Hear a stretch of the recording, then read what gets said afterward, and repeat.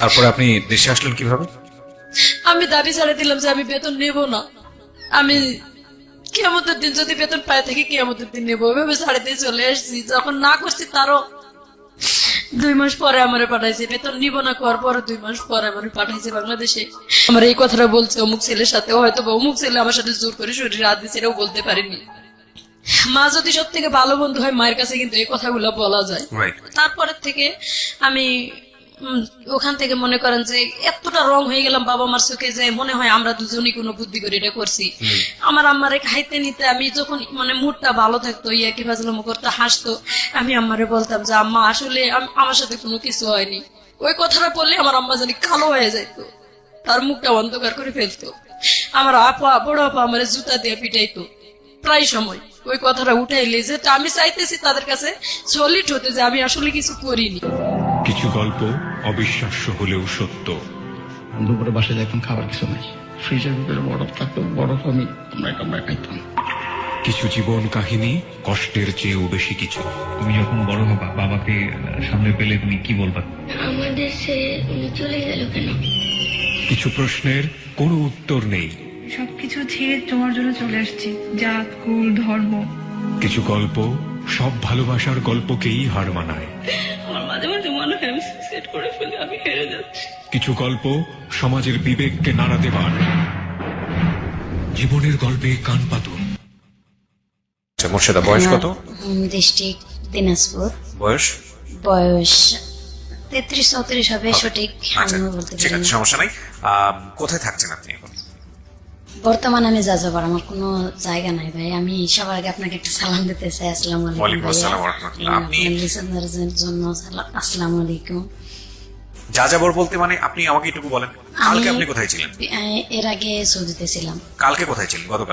গতকাল ছিলাম আমার মতোই যে ভিকটিম খালা ছিল ওখানে, ওনার বাড়ি আছে এখানে আপনার এই কেরানীগঞ্জে। আচ্ছা, তো ওনার সাথে। তার মানে আপনি এই অনুষ্ঠান শেষে কোথায় গিয়ে থাকবেন সেটার কোনো নিশ্চয়তা নেই? না।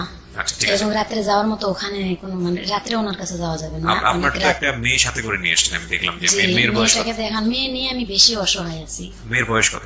মেয়ের বয়স 14 বছর, এই 3-4 মাস চলতেছে। ও 2004 সালের 1 তারিখ হয়েছে, জানুয়ারির। চলেন আমরা পুরো গল্পটা একটু শুনি আপনার মুখ থেকে, তারপরে বুঝতে পারবো যে আসলে ঘটনাগুলো কি ঘটেছে। ছোটবেলা থেকে যেখান থেকে বলতে ইচ্ছে করে আপনার। জি ভাই, আমি ছোটবেলা থেকে জাস্ট আমার বুদ্ধি যেখান থেকে হয়েছে, আমি যতটুকু স্মরণ আছে আমার, আমি মোটামুটি ভালো ফ্যামিলির মেয়ে। আমার আব্বা যুদ্ধের আগে নাকি ইন্টার পাস করছেন, কিন্তু লেখাপড়া থাকলে কি হবে, ওনার জ্ঞান সঠিক ছিল না বা আজও নেই। আর আমার বিয়ের পর নাকি বাচ্চা হইতো না, তার সন্তান ছিল না বলে গ্রামের মানুষ ধরেন যারা দোকানপাট করতো বা ব্যবসা বাণিজ্যের কাজে যাইতো, তার ওয়াইফরা আসে আমার আম্মারে বলতো যে তুই এখন বাইরে বের হোস না, তোরে দেখলে হয়তো সাত নষ্ট হবে, এরকম একটা গ্রামের ভাষায় বলতো। আমার আম্মা অনেক কান্দাকাটি করতো। এরপরে আমার বড় আপা হয়, আমার আম্মার বিয়ের 9 বছর নাকি 11 বছর পরে আমার বড় আপা হয়েছিল, তারপরে আমি। আমার আব্বা হয়তো এত বছর পরে সন্তান হলো যে একটা আগ্রহ বা একটা এই সন্তান মানুষ করার মতো তার আল্লাহ পাক অনেক ধন সম্পত্তি ছিল। আমার দাদার দেওয়া সম্পত্তি তার 16-17 বিঘা সম্পত্তি ছিল আমার বাবার। মানে ঘরে বসে মোটামুটি খেতেন? ঘরে বসে খেতেন বলতে ঘরে থাকতেনই না উনি, ঠিক মতো ঘরেই থাকতেন না, বাইরে বাইরে ঘোরাফেরা করতেন এবং কোথায় কোথায় ঋণ দেনা করে এসে জমি বিক্রি করে সেই ঋণগুলা পরিশোধ করতেন। মানে এটার জন্য হয়তো আমার আম্মার মেজাজ সব সময় খিটখিটে থাকতো। আর আমরা যখন ছোট ছিলাম দেখছি আমার আম্মা সব সময় প্রায় আমার আব্বা মারধর করলেই নানার বাড়িতে চলে যাইতো, কিন্তু আমার নানা সব সময় বুঝায় পাঠাইতো যে মা এক সময় আল্লাহ তো সুখ দেব, এই কথা বলে বলে আমার পাঠাইতো। আর আমি প্রায় নানার বাড়িতেই বেশি মানুষ ছোটবেলা থেকে। আমার নানা প্রায় সময় আর কি, আমার পর আমার ছোট একটা ভাই হয়, ওই ভাইটা হওয়ার 2 বছর পরে আমার যখন 4 বছর বয়স, আমার স্মরণ আছে একটু একটু যে আমার ছোট যেটা সেটা আরেকটা যখন হলো আমার 4 বছর বয়সে, তখন 2 বছর পর আর কি আমরা ভাই বোন সবাই হয়েছি। তো আমার ছোট যেটা সেটা মারা গেল, অনেক অসুস্থ, তখন আমার আব্বা হাজতে। বাট আমি মিথ্যা কথা বলতে চাই না, আমি এখানে উন্মুক্ত ভাবে বলতে আসছি আমার আব্বা চুরি ডাকাতির সাথেও জড়িত ছিল। এই কাজগুলো আমি নিজে দেখছি যে আমার আব্বা এই ধরনের অন্যায় কাজ করছে এবং আমরা শাসন করছি। তখন যতটা ছোট ছিলাম ওটা বলার মতন ছিল না, হয়তো আমার আম্মা কতটুকু হেল্প করছে না করছে বা কত কি করছে তা এটা বলতে পারবো না। তবে যখন জেলে ছিল, আমার ভাইটা যখন মারা গেল তখন আমার আব্বা জেলে দেখতে পায় নাই। এবং আমার আম্মা দেখতে যাইতো আমার সাথে করে নিয়ে। আমার মনে পড়ে আমার আম্মার মেজাজ এতটা মানে খিটখিটেই থাকতো, কোনো কথা বলা বা আমরা একটা বায়না তো ধরতেই পারতাম না। সবসময় মানে মায়ের সাথে কৃষি কাজ করতে হতো, বা মা বাড়িতে থাকলে আমরা 2 বোন, বিশেষ করে আমার বড় বোন আমি মাঠে ঘাটে কাজ করা লাগতো সবসময়, কাজের লোক ছেলেদের সাথে। সবসময় কাজের লোক আমাদের বাড়িতে থাকতো, এই 3 মাস বা 5 মাসের বা 1 বছরের এরকম 3টা-4টা করে কাজের লোক আমাদের বাড়িতে থাকতো। আমার আম্মা আর কি বুঝাই দিত এটা এইভাবে। ছোটবেলা থেকেই একবারে সংসারটা মনে করেন যে একটা ছেলে যেরকম বোঝা নেই, ঠিক আমার বড় আপার বিয়ে হয়ে গেছিল 13 বছর বয়স থেকে, কিন্তু আমি 11 বছর বয়সে আমি একা হয়ে গেছিলাম। আমার ছোট ভাই যেটা মারা গেল, এরপরে আমি সংসার চালানো, মনে করেন মাঠে ঘাটে ধান ক্ষেত, এমন বালতিতে করে পানি নিয়ে যে খেতে দেওয়া লাগে, আমাদের ভিটামিটিতে যে মরিচের গাছ অথবা বেগুনের গাছ লাগাইতো, এটাই আম্মু বলতো স্কুল থেকে আসে একটু রেস্ট হয়তো বা খেলাধুলা করতাম। তখন তো ছোটবেলা ছিল, বুদ্ধি ছিল না তেমন, খেলাধুলাই বেশি একটা মন ছিল। আম্মা এটা দেখতে পারতো না, লাঠি দিয়ে পিটায় সবসময় নিয়ে আসতো, আর সবসময় মারধর। মানে ওই সময়টা একটা মেজাজ থাকে অন্যরকম, ওই সময়ের মেজাজটা যেরকম করবো সেরকমই কিন্তু আমরা মানুষগুলো হতে পারতাম। হয়তোবা আব্বা হেল্প করতে পারে নাই, আমার ব্রেনও সেরকম ছিল না যতটা আমরা চালাইতে পারি। এরপরে তো মার ব্যাপারটা আমরা সবসময় মারধরের উপর থাকতাম আর কি, সবসময় খিটখিটে মেজাজ থাকতো। আম্মা গরু ছাগল চড়াইতাম, গরুর দুধ বিক্রি করতাম, এভাবে ছোট ভাই বোনদেরকে আর কি মানুষ করছি। বিশেষ করে বোঝাটা আমার উপর চাপ পড়ছিল আমার বোনের বিয়ের পরে। আস্তে আস্তে সংসারের অবস্থা খারাপ হতে থাকলো। তখন 3 বেলা কাজের লোক তো বাদ, 3 বেলা ভাত খাওয়ার মতন পরিস্থিতি আসলো না। তখন আমার এই 9-10 বছর বয়স, এই সময় আর কি দেখলাম যে ভাত 3 বেলা খাইতে পারি না। আর যদিও আম্মা একটু কষ্ট করে ধান আবাদ করে নেই, হয়তো সিদ্ধ শুকনা করতে পারে না, ধান নষ্ট হয়ে যায়, এভাবে মানে আমরা 3 বেলা ভাতও খাইতে পারিনি। এমন দিন চলে গেছে, এমন দিনের পর দিন আর কি না খাইতেছি। আবার এমন সময় দেখে গেছে আমার আব্বা যখন ওই যে অন্যায় পথে ইনকাম করতো, হয়তো সেই সময়টা অনেক ভালো খাওয়াইতেছে, সেটা হয়েছে হালাল রুজি না। আমার এটা স্মরণ আছে, এটা হালাল রুজি না। আমার আব্বা যে সময় খাওয়াইতো এটা হালাল রুজি করে খাওয়াইতো না। যেমন এলাকাতে মেলা হইতো, আমার আব্বা মেলাই কোন এক ওষুধ, গুঁড়া জাতীয় ওষুধ নিয়ে আর কি, এটা মনে করেন তরকারির মধ্যে মিশাই মানুষের খাওয়ায় টাকা পয়সা নিয়ে আসতো। এটা আমি দেখছি নিজের চোখে, কিন্তু তখন এরকম জ্ঞান হয়েছিল না যে বাবাকে বাধা দিই, মানে এটা খারাপ কাজ, এটা বুঝার মতন জ্ঞান তখন ছিল না। তবে যখন জ্ঞান হয়েছে আমার বুঝার মতন, আমার আব্বারে অনেক 10-12 জন লোক আর কি খুঁজতে আসছে। তো ওনারা এসে জিজ্ঞাসা করলো আমাদের বাড়িতে, আমার আম্মার সামনেই জিজ্ঞাসা করছে যে মহসিন কোথায় গেছে। তখন আমার আম্মা যখন মিথ্যা বললো, আমার আম্মা জানে যে আমার আব্বা তাস খেলতে বসছে এখানে গ্রামের এক বাড়িতে, কিন্তু আমার আম্মা মিথ্যা বললো। কথাটা কেমন জানি আমার মাথার মধ্যে নাড়া দিয়েছে, মিথ্যা কেন বললো, অবশ্যই এখানে কারণ আছে, কিন্তু আছে। তখন আমি দৌড় দিয়া, লোকগুলা বের হয় যখন বাড়ি থেকে চলে যাচ্ছিল, আমি মাঠে যাই, মানে মাঠে না, বাড়ির থেকে আর কি একটু দূরে, আমি বাড়ির সামনে যাই, পুকুর আছে আমাদের, পুকুরের কাছে যাই, বলতেছে আঙ্কেল আমার আব্বা তো বাহে কোথায় আছে। আমার আম্মা জানে ঠিক বলে নেই, আমি বলবো কোথায় আছে, আসেন দেখাই দিছি, অমুক বাড়িতে আছে। যখন ওই বাড়িতে যাই দেখাই দিল, তখন আমার আব্বাকে ওইখানে যাই সোজা কলারটা ধরে কয়েকটা ঘুষি দিছে আমার সামনে, বলছে যে কালকা রাত্রে যে জিনিসগুলা নিয়ে এসো, জিনিসগুলা কোথায় দেও। তখন আমার আব্বা মানে কথা তর্কাতর্কি করতে, আমার আব্বারে গ্রামের মানুষ আরো 2-4 জন মুরব্বী নিয়ে অনেক মারধর করছে। এমন মারছে যে 5 ডলা পর্যন্ত দিছে আমার চোখের সামনে, রাস্তার মাথায়, আমার চোখের সামনে আমি দেখছি। তখনও আমার আব্বার শরম হয়নি যে এই কাজগুলো করলে লজ্জাজনক বিষয়। আমার আব্বা তো সম্পদ হয়ে গেছে, আমি সন্তানদেরকে মানুষের মতো মানুষ করি বা লেখাপড়া করাই। মাঝে মাঝে আমাদেরকে নিয়ে বসতো, হয়তো প্রাইভেট দেওয়ার মতো ক্ষমতা হয়নি, মাঝে মাঝে শিখাইতো পড়া, কিন্তু আমার আব্বা সবসময় এই অন্যায় কাজগুলা করছে। আমি বড় হওয়া পর্যন্ত দেখছি, আমার সন্তান হওয়া পর্যন্ত আমার আব্বা এই অন্যায় কাজগুলা করছে। তো ফ্যামিলি থেকে যখন একটা মেয়ে নির্যাতিত হয়, তখন কিন্তু সে নিজের একটা পথ খুঁজতে থাকে যে নির্যাতিত ফ্যামিলি থেকে সরে আমি কোথায় যাইতে পারি। আমার আব্বা যখন এই যে এই কাজগুলা যখন করে অন্যায় দেখলাম, যখন বোঝার মতো বয়স হয়েছে, তখন থেকে বলতে শুরু করছি যে আব্বা এটা করা ঠিক না, উল্টা আমাদেরকে মারধর করে। প্লাস দেখছি মাঝে মাঝে আমার আব্বা, আমার আম্মা কিন্তু হেল্প করে মোটামুটি, যদি হেল্প না করতো মানে এত দূর আগাইতে পারতো না আমার আব্বা। মোটামুটি কিছু কাজে হেল্প করছে আমার আম্মা, হয়তো টাকা পয়সা পাইলে একটু খুশি থাকছে, আবার যখন না থাকছে তখন অনেক কান্দাকাটি করছে। কিন্তু ওই রাগটা আমার আব্বার উপর রাগ না দিতে পারে আমার উপর বিশেষ করে অনেক অত্যাচার করছে। আমার আপার বিয়ে হয়ে যাওয়ার পর আমি সংসারে একজন ছিলাম, বা আমি মোটামুটি তর্ক করতাম আমার লগে যে এটা করা ঠিক না, এটা করা ঠিক না, এভাবে বলতাম দেখে আমারে মারতো। সরাসরি কিছু বলতে না পারতাম। আমি ক্লাস 8 পর্যন্ত উঠলাম আর কি, তখন ব্রেনে একটা চাপ দিল যে আমি যদি একটা চাকরি বাকরি করতে পারি। তখন গ্রাম বিকাশ কেন্দ্র নামে একটা সংস্থা আমাদের গ্রামে আসলো, এবং পার্বতীপুরের এক ছেলে সেকেন্ড ম্যানেজার ছিল। আমি ভকেশনালের প্রথম ব্যাচের ছাত্রী ছিলাম। বাংলাদেশে ভকেশনাল আপনার 97 সালে আর কি চালু হয়। আমি ভকেশনালে ক্লাস 8 যখন পরীক্ষা দেব তখনই আমার টেইলারিং কোর্সে আমার আম্মা ভর্তি করে দিয়েছিল। আমি সবসময় আমার বলতাম যে আমি মানুষের বাড়িতে কাজ করে খাবো, তো বাড়িতে থাকবো না। প্রায় বাড়ি থেকে বের হয়ে চলে যাইতাম। যাই আমাদের ওখানে বিরামপুর একটা শহর আছে, শহরে আর কি মানুষের বাড়িতে আমি এমনি হোটেলে যাই, বসে বলতাম যে আমার যদি কেউ কাজ করে নেন আমি কাজ করে খাবো। এভাবে 3 দিন 4 দিন 5 দিনও মানুষের বাড়িতে কাজও করছি। মরিচ বাটা থেকে শুরু করে যা লাগে মশলা বাটা এভাবে কাজ করেও খাইছি। তো আমার আব্বা আবার খোঁজ পায় যায়, নিয়ে আসছে মারধর করে ওখান থেকে, তুই লেখাপড়া করবি, তুই মানুষের বাড়িতে কাজ করবি কেন। পরে এভাবে চলে গেছি।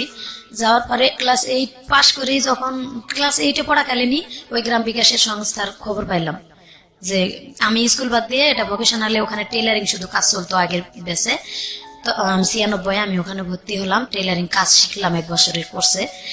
আলহামদুলিল্লাহ কাজ শিখে গেছিলাম। আমি তখন ক্লাস 8-এ পড়ি। 8-এ পরীক্ষা দিলাম না, 8-এ পরীক্ষা না দিয়ে ওখানে আমার আম্মা ভর্তি করে দিয়ে আর কি আমাকে কাজ শিখালো। আমি খুব আগ্রহী ছিলাম কাজ শিখার জন্য। পরে ওখানে ভর্তি করে কাজ শিখালো। কাজ শিখার পাশাপাশি এদিকে আমি হাট করি, বাজার করি। হাট বাজার করে যতক্ষণে নিয়ে আসি ততক্ষণে কিন্তু আমার ভাইদেরকে খাওয়ানো হয়। আমি গাছে উঠে আম পাড়ি এবং মুরগির ডিম বিক্রি করে, গরুর দুধ বিক্রি করে ভাই বোনদের জন্য বাজার করে নিয়ে আসতাম সেই সময়টা তো। এবং আমার নানার বাড়িতে যাইতাম, নানার বাড়ি থেকে মাথায় করে চাল ডাল 1 মণ অথবা 25 কেজি ওজনের জিনিস আমি মাথাত করে নিয়ে আসতাম। আনতে আনতে রাস্তার মাথায় বা গ্রামের যে কোনো একটা আইল পার হতে পারতাম না, ফালাই দিয়ে বোঝা নিয়ে বসে থাকতাম। আবার কতক্ষণে কেউ আসলে বলতাম আমার একটু এটা উঠাই দেন। এইভাবে আমাদের ক্ষেত জমি থাকতেও এত কষ্ট করে নানির বাড়ি থেকে চাল ডয়ে আনে আমার ভাই বোনদেরকে খাওয়ায় মানুষ করতে হয়েছে বা দিতে হয়েছে অভাব অনটনের কারণে। তারপরেও কাজ শিখলাম। কাজ শিখার পরে ওখানেই আবার আমার স্যারেরা বললো যে তোর মাথার ব্রেন অনেক ভালো, তো এবার নতুন একটা কোর্স আসতেছে, এটা হচ্ছে ভোকেশনাল লেখাপড়া করলে ভালো চাকরি হবে, এবং এখানে ইন্টার পাস মেয়েরাও আসে ভর্তি হয়। ম্যাট্রিক পাস করলে এখান থেকে অনেক ভালো একটা পজিশনে যাইতে পারবা। আমার আম্মাকে যাই বললাম যে আম্মা স্যারেরা তো এরকম করে বলছে যে এখানে ভোকেশনালে ভর্তি হলে নাকি সার্টিফিকেটের অনেক মূল্য। তো আম্মু বলতেছে যে ঠিক আছে, তুমি তো এইটা পরীক্ষা দিলা না। আমি আবার স্যারদের কাছে গেলাম এইটা সার্টিফিকেট নিতে, আমার সার্টিফিকেট দিল না, যার কারণে আমার আপার নামে সার্টিফিকেট উঠাই দিল, মাজেদা নামে। ওই আমার আপার নামে সার্টিফিকেট নিয়ে এসে আবার ভর্তি হলাম সেখানে। তো আমি স্যারদের সাথে পরামর্শ করলাম যে এটা যে আমার আপার নামে সমস্যা হবে না, বলছে না কোনো সমস্যা হবে না, তুমি করো। তো ওখানে লেখাপড়া করতে থাকলাম। লেখাপড়া করতে করতে আমাদের গ্রামে একটা সংস্থা নিয়ে আসলাম, গ্রাম বিকাশ কেন্দ্র। ওই গ্রাম বিকাশ কেন্দ্রের যিনি সেকেন্ড অফিসার ছিল উনি আবার জীবন বীমাতে যায় চাকরি নিল। তা আমি গ্রামে একটা সমিতি বানালাম, 5 টাকা করে সবাই সঞ্চয় দিত 7 দিনে, এবং যারা 3 মাস সঞ্চয় চালাবে ঠিক মতো তাদেরকে একটা করে ঋণ দেওয়া হবে আর কি এনজিও থেকে, তাদের গ্রামের উন্নয়নের জন্য। তো এটা ভর্তি হয়ে অনেকে টাকা উঠাইলো, আর আমি উঠাইলাম না। আমি লেখাপড়া এদিকে চালাচ্ছি, 7 দিন পর সঞ্চয় আমার নামে একটা জমা দিচ্ছি। এভাবে দিতে দিতে উনি বললো কি যে তুমি মোটামুটি মাথার ব্রেন আছে, তুমি কি চাকরি করবা? আমি জীবন বীমাতে জয়েন করতেছি বিকাশ থেকে বের হয়ে। তো আমি বললাম যে ঠিক আছে, চাকরি যদি করতে পারি আলহামদুলিল্লাহ, আমি চাকরি করতে চাই, কিছু একটা করতে চাই এই ফ্যামিলিটার থেকে বের হয়। তখন বললো কি যে তোমাকে ইন্টারভিউ দিতে যেতে হবে জীবন বীমা ভবন রংপুরে। তো আমি আমার আম্মাকে না বলেই চলে গেছিলাম, বললে তো যাইতে দিবে না আমি জানি। আমার ব্রেনে কাজ করতেছিল যে আমি একটা চাকরি হলে এসে সুসংবাদ দেবো যে আমার চাকরি হয়েছে। তো আমি ইন্টারভিউ দিতে চলে গেছিলাম, এবং যার সাথে চলে গেছিলাম উনি হয়তো বা আমাকে লাইক করতো। আমার কাছে এগুলো বলছিল যে ও লেখাপড়া যত করতে চাইছি আপনারা করান, আমি লেখাপড়া করাবো, বা আমি হয়তো একসময় বিয়ে শাদী করবো। এটা আমাকে বলে নাই, আমার আম্মারে বলতেছিল হয়তো। তো আমারে বলছে তুমি যদি চাকরি করো আমি তোমার একটা চাকরি দেবো সেখানে, এবং ওখান থেকে তুমি রংপুর টেকনিক্যাল কলেজে লেখাপড়া করতে পারবা এখানে এসএসসি পরীক্ষা দেওয়ার পরে। তো আমি গেলাম ইন্টারভিউ দিতে ওনার খালাতো বোনের বাসায়।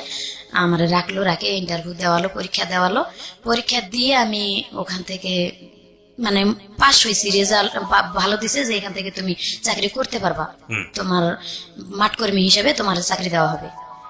স্যালারি হয়তো প্রথম অবস্থায় 3,000 আসবে, তুমি যদি ভালো কাস্টমার জোগাড় করতে পারো মানে বেনিফিট বাড়তে থাকবে তোমার। প্রিয়, আমরা ফিরে যাচ্ছি আমাদের অতিথির গল্পে। জি, এভাবে ওখান থেকে চলে আসলাম। 3 দিন পরে বাড়িতে আসলাম। আমি বাড়িতে আমার আম্মা ঢুকতে দেবে না। কেন ঢুকতে দেবে না? মানে আমি কেন গেলাম না বলে কেন গেলাম, হয়তো খারাপ কিছু করতে চলে গেছি। আচ্ছা আচ্ছা।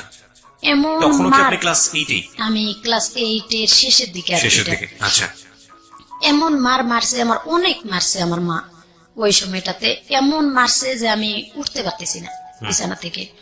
এরকম আমার আব্বা এবং আম্মা দুজনে মিলেই মারছে যে তুই গেলি কেন, আমার আর স্কুল বন্ধ, লেখাপড়া বন্ধ, কিচ্ছু করতেই দিবে না। আমি এত অনুরোধ করে বলতেছি যে না মা, আমি চাকরি করব, আমি কিছু একটা করতে চাই, নিজের জন্য নিজের পায়ে দাঁড়াতে চাই। তখন কিন্তু সুযোগও ছিল অল্প লেখাপড়াতে, কিন্তু তারা করতে দেয়নি। ওখান থেকে আমি যখন 15 দিন বসে থাকলাম, স্কুল থেকে আমাদের স্কুলের দপ্তরিকে পাঠানো হলো যে কেন স্কুলে আসতেছে না ভালো ছাত্রী। আর ওখানে মাত্র 33 জন ছাত্রছাত্রী ছিলাম, 20 জন মেয়ে এবং 13 জন ছেলে, এটা বাছাই করা। ওখানে পরীক্ষা দিয়ে নিতে হয়েছে। পরে স্যারেরা যখন লোক পাঠালো তখন বললো যে হ্যাঁ লেখাপড়া করতে পারবে, এখানে শর্ত আছে, ও কোথাও যাইতে পারবে না, কিচ্ছু না। তখন স্যারেরা আমার বললো যে না, ও তো ভালো মেয়ে, অনেক ছোট্ট মেয়ে, আমার মতো ছোট কেউ ছিল না ওখানে। অনেক ইন্টার পাসের মেয়েরা ছিল এবং বিবাহিত মহিলারা ভর্তি হয়েছিল ওখানে, ম্যাট্রিক পাস করার পর আবার কিছু 8 পাস করার পর ভর্তি হয়েছিল। পরে সবাই স্যারেরা বললো না, ও অনেক ভালো মেয়ে, ও হয়তো বুঝতে পারে নাই এটা কেন গেছে, কিসের জন্য গেছে চাকরি নিতে, এটা আমরা শুনবো। পরে আবার রানিং হলো ক্লাস, আমি ক্লাস করা শুরু করে দিলাম। এখানে ক্লাস করতে করতে করতে করতে আবার মানে আমার ফ্যামিলি থেকে সবসময় চাপ আসতেছে, ফ্যামিলি থেকেই লেখাপড়া করা এবং বালতিতে করে বা কলসিতে করে পানি নিয়ে মরিচের খেতে দেওয়া, এভাবে লেখাপড়া করে কুলে উঠতে পারি না। আবার আমার আব্বা অনেক মারধর করে, আমার আম্মারে অনেক মারধর করে সবসময়, হয়তো ওই জমি বিক্রি করে টাকা নষ্ট করে, এগুলা নিয়ে আমার আব্বার সাথে আমার আম্মার সবসময়টা লেগেই আছে। ফ্যামিলিতে সবসময় যদি প্রত্যেকটা দিন খেট খেট খেট খেট অশান্তি, আমার আম্মারে সবসময় আব্বা মারতেছে বা আমার আব্বা তাস খেলতে যাইতেছে, আমার আব্বা মানে কথাই শুনতেছে না, ফ্যামিলিতে কোনো কাজ কাম করতেছে না, এভাবে আম্মার সাথে লেগেই আছে। মন মেজাজ সবসময় ভালো থাকতো না ভাইয়া। তখন বলতাম যে যদি আল্লাহ নিজে একটা কোনো কিছু করতে পারতাম, তাও তো মানে এখান থেকে একটু সরে যাইতে পারতাম।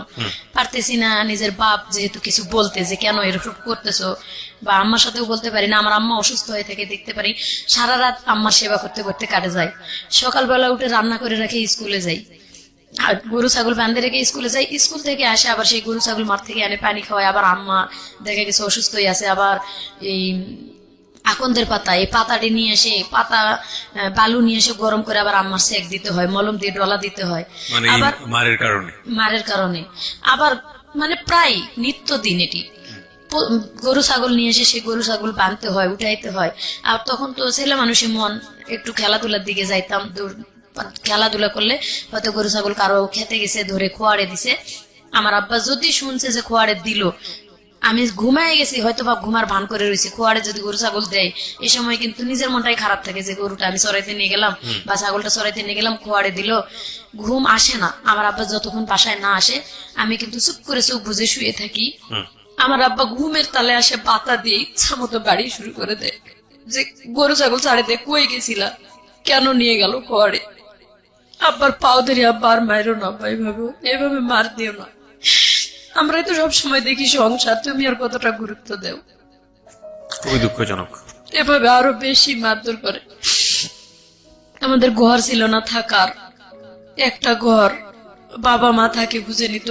তখনও তো সেরকম বয়স হয়েছিল না, একটু বোঝার মতন বয়স হয়েছিল আর কি, ক্লাস 8 এর শেষের দিকে, তো 8, 9 এরকম টাইমটা একটু বোঝার মতো সব বয়স হয়েছিল আর কি। থাকার মতন জায়গা ছিল না, আমার আব্বা ঘর করতেও না। ছোটবেলা থেকেই এক ঘরেই থাকতাম। আবার আমার দাদি ছিল, দাদি কোনোদিন আমাদেরকে নিত না এক ঘরে, বলতো যে প্রস্রাব করবো।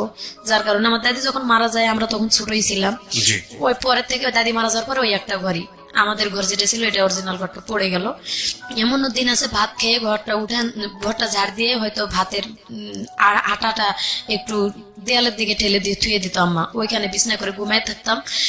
মাথায় তেল তুল দিলে পিঁপড়া আসে, কান মাথা মানে পুরা মাথা একবারে পিঁপড়া যেমন ঘর বাঁধে এরকম ঘর বাঁধার মতো ঘুমে তেল উঠে সিলাসিলি করতাম, কান মাথা ডলাডলি করতাম।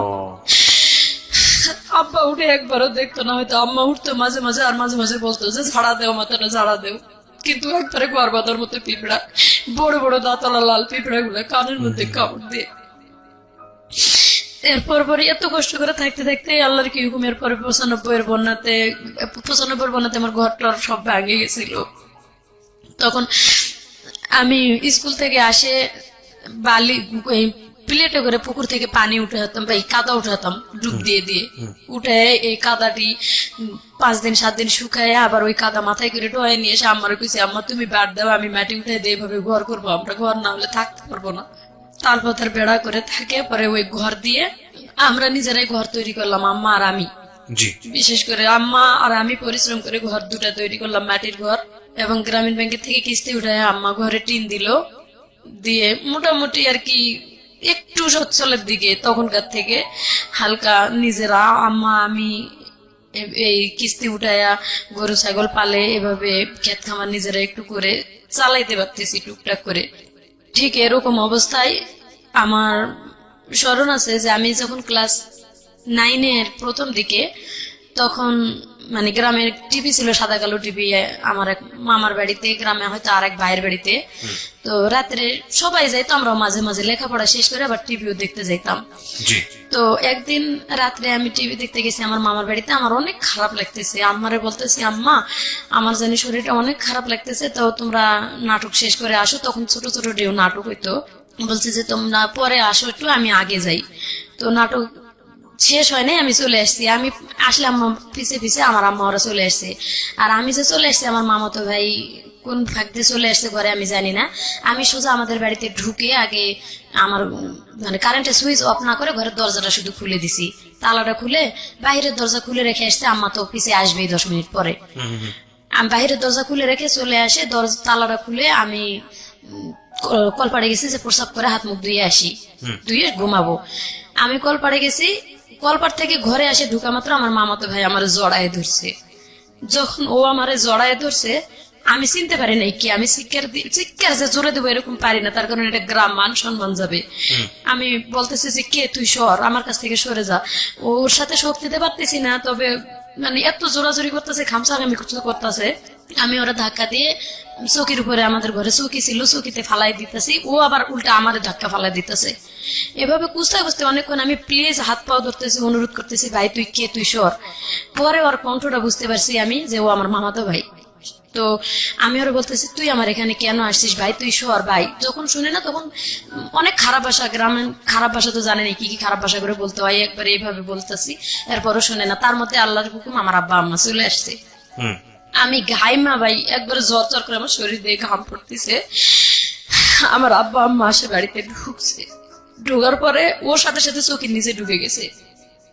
ও যখন চৌকির নিচে ঢুকে গেছে, আমার আম্মা আসে সোজা ঘরে ঢুকছে, আমার আব্বা আসে বাইরে খিল লাগাই দিয়ে টিউবওয়েল পড়ে গেছে।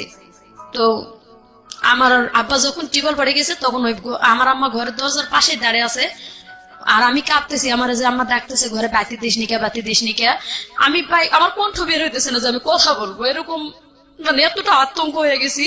এবং ভয় তো এক আছে, আবার ওর সাথে অনেকক্ষণ ধরে যুদ্ধ করতেছি, প্রায় 15-20 মিনিটের বেশি। আমার আম্মা সুইচ যখনই সুইচটা দিছে, আর ওই দরজা একবারে মানে দরজা সোজা চৌকি নিচ দিয়ে এই মাথাতে ঢুকে এই মাথাতে বার হয়ে দৌড় দিছে। ও যখন বাহিরে দৌড় দিছে, আমার আব্বা প্রসাব করা বাদ দিয়ে মনে হয় কে কে করে দৌড়াতে দৌড়াতে ও চলেই গেছে। সোজা আসে আমার কয়েকটা ইচ্ছা মতো চড় গালের মুখে দিয়ে ওই অবস্থায় আমার আব্বা আম্মা দুইজনে আমার মারে সেন্সলেস বানায় ফেলাইছে। আমি সেন্সলেস অবস্থায়, সেন্সলেস থেকে উঠার পরে আমার বারবার জিজ্ঞাসা করে যে ওই কেন আসছিল আর কি হয়েছে। তারা মনে করে যে আমার সাথে দুর্ঘটনা, আজও তারা বিশ্বাস করে না যে কিছু হয় নাই। আমি এত আল্লাহর কসম, আমার মায়ের কসম দিয়ে বলি যে আমার সাথে কোনো কিছু হয়নি মা, আমি কোনো কিছু করতে দেইনি। আর যদি হইতো এটা জোরপূর্বক কিছু হইতো।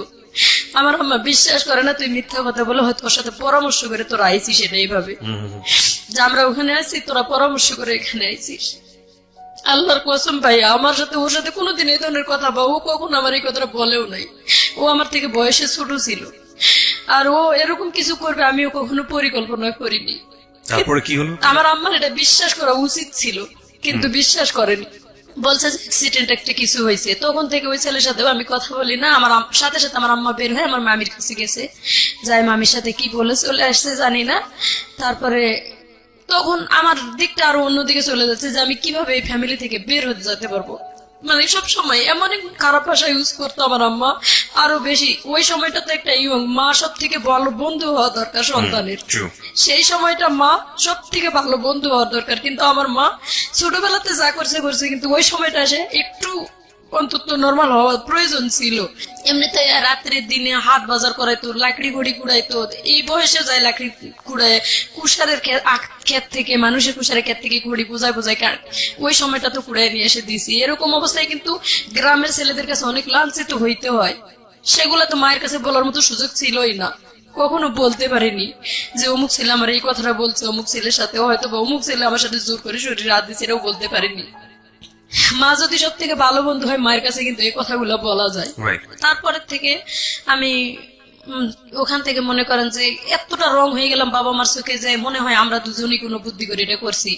আমার আম্মারে খাইতে নিতে আমি যখন মানে মুডটা ভালো থাকতো, ইয়াকি ফাজলামো করতে, হাসতো, আমি আম্মারে বলতাম যে আম্মা আসলে আমার সাথে কোনো কিছু হয়নি। ওই কথাটা বললে আমার আম্মা জানি কালো হয়ে যেত, তার মুখটা অন্ধকার করে ফেলতো। আমার আপা, বড় আপা আমার জুতা দিয়ে পিটাইতো প্রায় সময় ওই কথাটা উঠাইলে, যে আমি চাইতেছি তাদের কাছে সলিড হতে যে আমি আসলে কিছু করিনি। প্রিয় শ্রোতা, আমরা ফিরে যাচ্ছি আমাদের অতিথির গল্পে। জি, যখন না পারছি তখন মানে আমি আমার ক্লাসমেট ছিল স্বামী একটা নাম, বান্ধবীর সাথে মোটামুটি শেয়ার করতাম যে ফ্যামিলি থেকে মেয়েরা যদি লাঞ্ছিত হয় তারা কোথায় যায় দাঁড়াইব। ও যখন বলতো ওর বাবা মা এটা দেয় সেটা দেয় বা তাদেরকে এত সাপোর্ট করে, তখন নিজের মনটা যেন ভরে উঠতো শুনে যে ওর বাবা দিনমজুরি কাজ করে এবং সুন্দর একটা বাড়ির উঠান। বলতেছে আমরা এত পদ্মার ভিতরে থাকি যে আমাদের বাড়ির উঠানের বাইরে যেটা খোলা থাকে, এই খোলাটা পর্যন্ত মাটির প্রাচীর দিয়ে ঘেরানো। আমার আব্বা নিজে পরিশ্রম করে এটা করছে। তো তখন নিজেকে মানে কেমন জানি অনেক ছোট মনে হইতো যে এত আমার দাদা এত সম্পদ রেখে গেছে এবং আমার আব্বাকে যতটুকু সাধ্য লেখাপড়াও করাইছে, আমার দাদা মারা যাওয়ার পরও লেখাপড়া করছে। তো তাতে লাভটা কি হলো? আর ওরা রাজমিস্ত্রি কাজ করে বা কাঠমিস্ত্রি কাজ করে এত সুন্দর করে এই মেয়েগুলোকে মানুষ করছে। আমার আম্মার সাথে করে নিয়ে তাদের বাসায় নিয়েও গেছি ঢাকা। তারা বিরামপুরে রুম ভাড়া নিয়ে থাকতো। মাঝে মাঝে আমি মাঝে মানে মন চাইতো না বাড়ি যাইতাম, আজকে বাড়িতে গেলে না জানি কি দুর্দশা আছে। প্রায় স্বামীর সাথেই থাকতাম, স্বামীদের বাসায় ঘুমাইতাম বা ওখানেই খাওয়া দাওয়া করে স্কুল করতাম।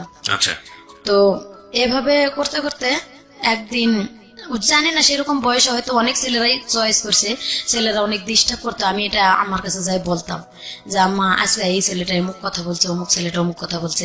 মাঝে মাঝে আমি ছেলেদের উপর রাগ করতাম বা জুতা দিয়ে পিটাম, ওই ধরনের কথা বলতাম। তো ছেলেরা চটে গিয়ে আবার আমাদের বাড়ির গ্রামের লোকের কাছেও বলতো এটা কার মেয়ে এত সাহস। মোটামুটি সাহস ছিল ভাইয়া ছোটবেলা থেকেই আমার। তো আমার আম্মা বলতো যে তুই মেয়ে মানুষের ছেলেদের সাথে এরকম করে কথা বলিস কেন? তো আমি কি করব, তারা রং কথা বলে আমার পিছে পিছে, আমি কি আর কোনো মেয়ে পাই না খালি তোর সাথে এরকম করে সবাই? যদি কোনো কথাই শেয়ার করতে যাইতাম ওই আগের অতীতটা আম্মা টেনে আনতো, মানে ঘুরে ফিরে ওই জায়গাটা এসে দাঁড়াইতো। যে কোনো কথার দিক দিয়ে আর কি ওটাই ঘুরে ফিরে। তো ওই যে বললাম যে ক্লাস 10-এ যখন আমার বিবাহিত মহিলারা মিলে একসাথে লেখাপড়া করতে থাকলাম, তো একদিন স্কুলে গেছি, আমার আম্মা বলতেছে আমার শরীরটা প্রচুর ব্যথা করতেছে, পারলে একটু হসপিটাল থেকে সরকারি ট্যাবলেট আর কি আনে দেওয়ার জন্য। ওষুধ কেনার মতন টাকা তখন ছিল না। বলতেছে যে পারলে হসপিটাল থেকে আমার একটু ওষুধ এনে দিস। তা আমি বললাম যে ঠিক আছে আমি যাবো। গেছি স্কুলে, এমন বৃষ্টি আসছে, অনেক বৃষ্টি। আর আমি সকালবেলা বাসাতে বের হয়েছি, পরেতেই হালকা হালকা বৃষ্টি হইতেছিল। আর আমি যখন বাসাতে বের হয়েছি তখন পাশের গ্রামে আমাদের বাড়ি পার হয়ে মানে নদী পার হয়ে যাওয়া লাগে স্কুলে। তো আমি যখন নৌকা পার হয়ে গেছি তখন একটা ছেলে, ওই আমি আমার হাতে ছাতা আছে এবং ওই গ্রামের ছেলেটা, আমি এখন নাম বলতেছি, ছেলেটার নাম আলম ছিল, কিন্তু তখন আমি জানতাম না।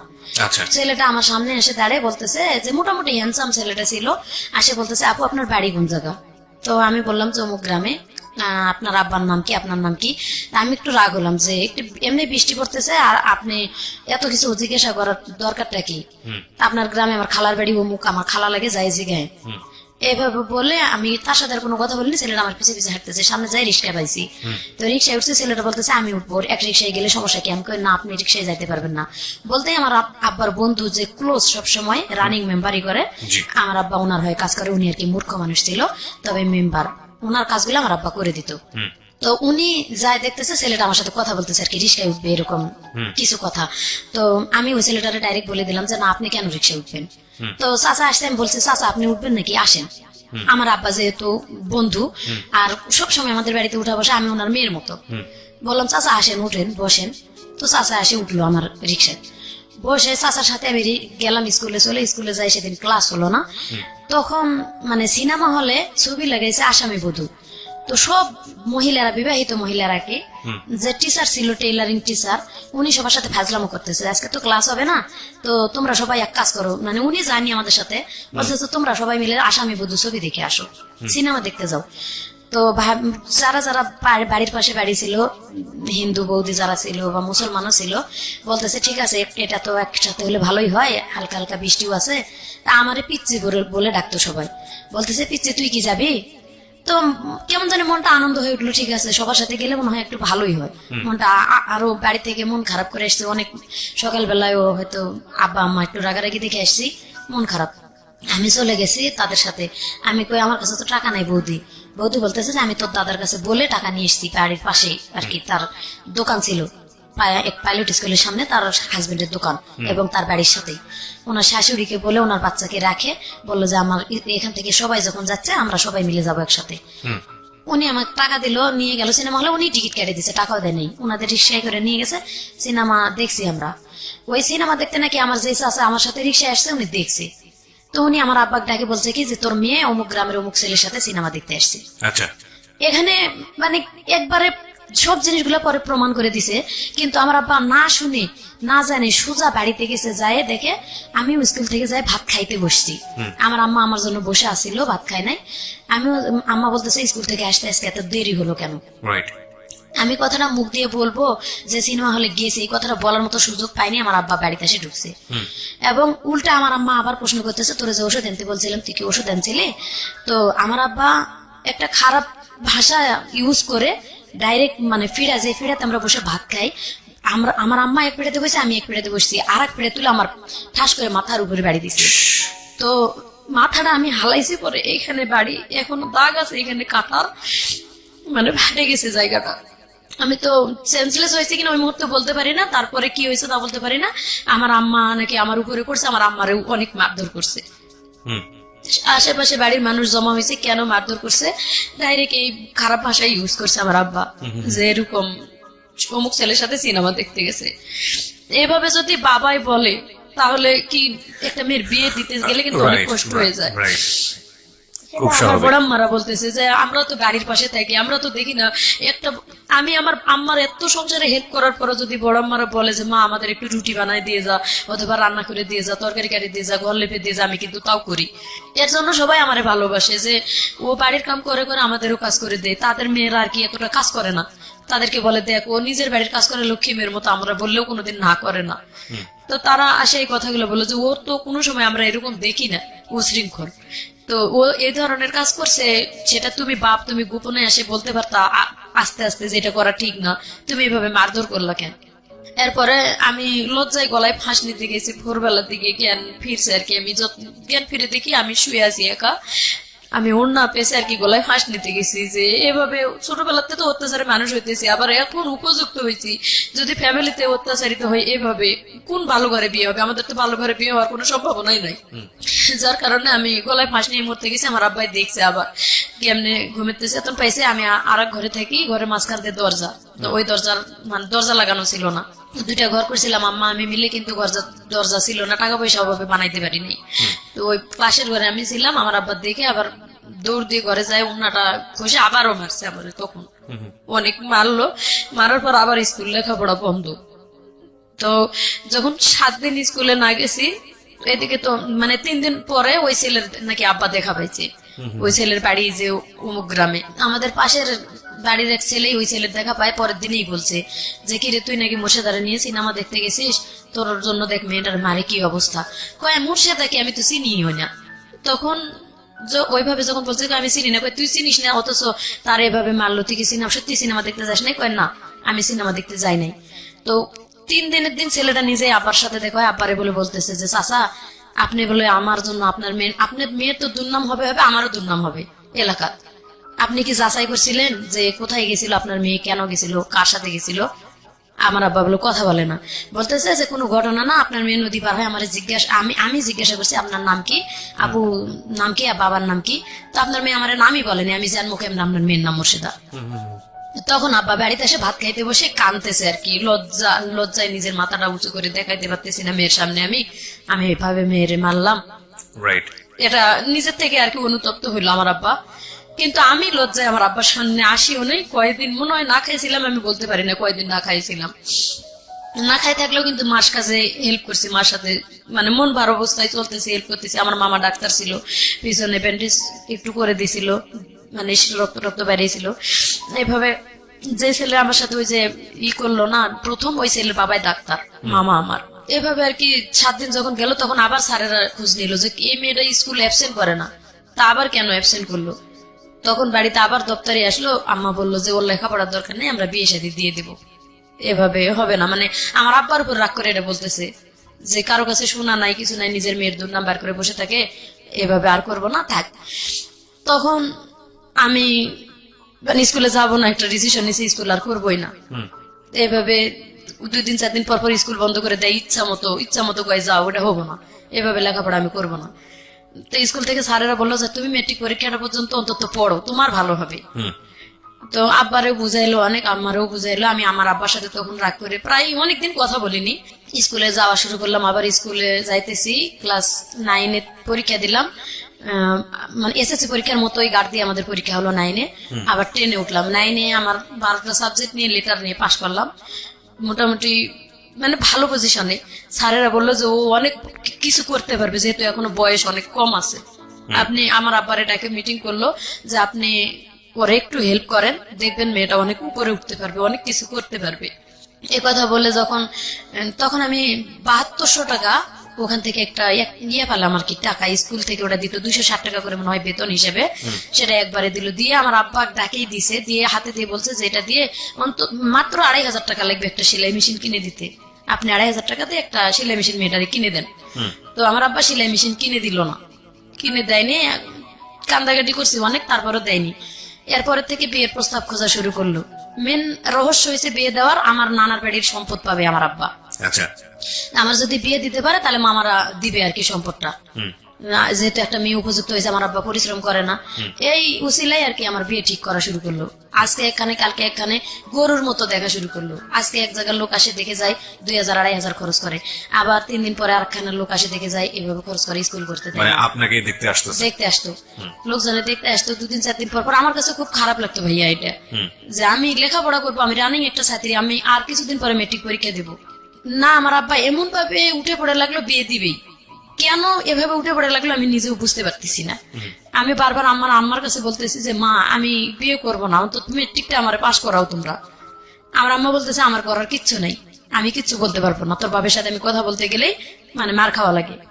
তো যাই হোক আমার বিয়ে ঠিক করলো, এক জায়গায় বিয়ে ঠিক হলো, সম্পূর্ণ লেনদেন সবকিছু ঠিক। বিয়ের 3 তারিখ ঠিক, সোমবারের দিন বিয়ে হবে। 1 সপ্তাহ আগে থেকে আত্মীয় স্বজন দাওয়াত দেওয়া শেষ।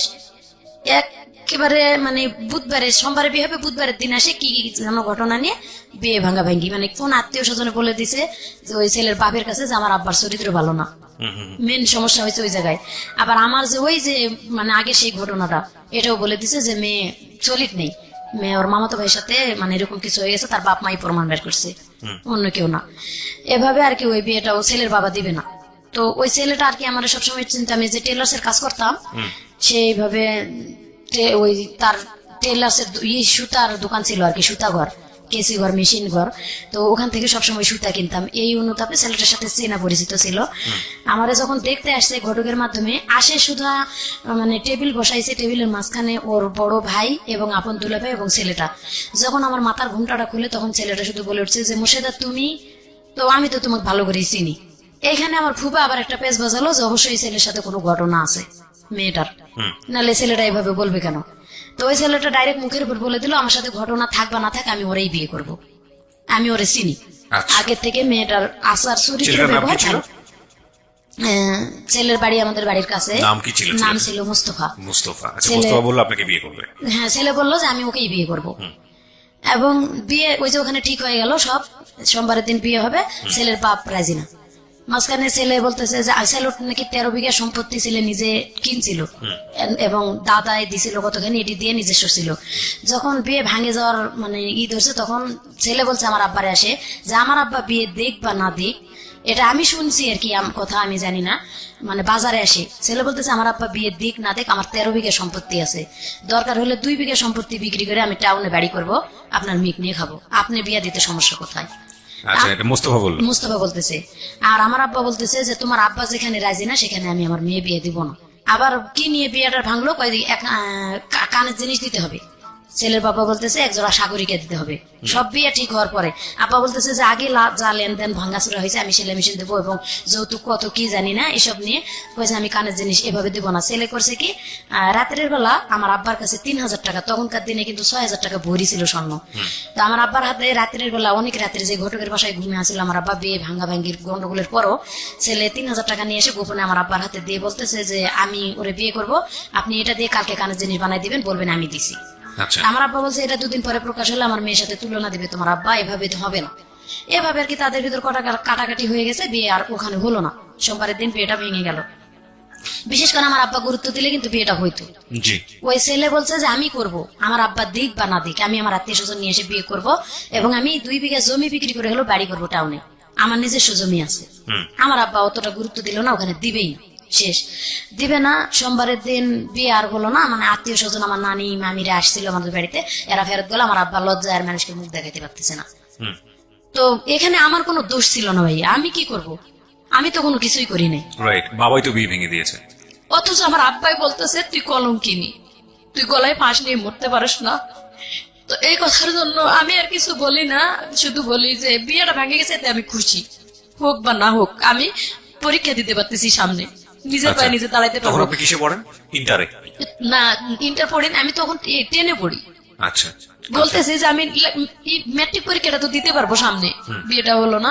মানে আমার বাবা যেভাবে আমার মায়ের অত্যাচার করছে, একটা শিক্ষিত লোক হয়ে আমি, মানে হাজবেন্ড হলে যে এরকম অত্যাচারই করে, এটাই আমার মাথায় সবসময় খেলতো। আমি কখনোই পরিকল্পনা করিনি যে বিয়ে হলে আসলে সুখী হতে পারবো। তো সেটাই হয়েছে আমার জীবনে। যাক, বললাম যে পরীক্ষা দিব। আমার আব্বা হঠাৎ করে ওই সোমবার দিনে কি করলো, একটা ছেলে নিয়ে আসলো। আমরা বলতেছে কি মাথায় অন্যরা দিয়ে অমুক বাড়ি থেকে যে একটা লেবু নিয়ে আসো। আমি লেবু নিতে চলে গেছি ওই বাড়িতে, লেবু গাছের নিচে ছেলেটা বসা, একটা ছেলে বসা। একটা ছেলে বসা। আমি একা একা আসতেছি, মাথায় অন্য। আমার আব্বা কোনোদিন বলেন, আমি তো সবসময় মাথায় কাপড় দিয়ে ঘুরতাম। তো বাড়িতে আমি মানে মাথার কাপড়টা ফেলে বাড়িতে আসি ঘরের মধ্যে। আমার আব্বা বলতেছে মাথায় কাপড়টা দিয়ে অমুক বাড়িতে একটা লেবু নিয়ে আসো। এখানে কিন্তু আমার মাথায় একটা কেস করছে, মনে হয় কোন মাথায় কাপড় দিতে বললো কেন আব্বা। তো যাই হোক, মাথায় কাপড় দিয়ে গেছি লেবু আনতে, দরজায় যাই দেখি একটা ছেলে বসা, দেখি আমি আর লেবু নিতে না ঢুকে ওখান থেকে ঘুরে ফেরত আসছি। ফেরত আসতেছি দেখি পিছনে আমার নানি, আমার মামি, আমার খালা, আমার আম্মা, আমার আপা, এতগুলা মানুষ পিছনে। তখনই বুঝতে পারছি যে আসলে ওই ছেলেটা আমার দেখার জন্যই আসছে। আচ্ছা, ওখান থেকে ওরা কই ফেরত আসছিস কেন? তা আমি ওই যে বলছিলাম যে এইভাবে আর গরুর মতো লোক দেখাইতে আনলে আমি অপমান করবো তোমাদেরকে, আমি আর কারোর সামনে যাব না। বিয়ে ভেঙে গেছে শেষ। এই জন্য হয়তো তারা ভয় পেয়েছে যে আমি কিছু বলতে পারি, যার কারণে আমার আপা বলতেছে তুই ওখান থেকে ফেরত আসলি কেন? আমি বলছি যে তোমরা কি কারণে আমার এখানে নিয়ে আসছো এটা আমি বুঝতে পারছি, এই বিয়েটাও তো ভাঙে যাইতে পারে, তোমরা আমাদের পরীক্ষাটা আগে শেষ হোক, পরীক্ষাটা শেষ করতে দাও আমার, তারপরে বিয়ের ব্যাপারটা ভাবো। এখনই অন্তত সাবজেক্টটা বাদ দাও, আমার মাথাটা একটু টেনশন রিল্যাক্স রাখো যাতে আমি পরীক্ষা দিতে পারি। এভাবে বললাম। আমার নানি বলতেছে মুরব্বী মানুষ, আমি একটা কথা কই আপু চল, বিয়ে দেখলে যে বিয়ে হয় তা না, তুই আমার সাথে চল, আমি তোরে ঘুরে নিয়ে আসি ওই বাড়ি থেকে। প্রিয় শ্রোতা, আমরা ফিরে যাচ্ছি আমাদের অতিথির গল্পে। জি।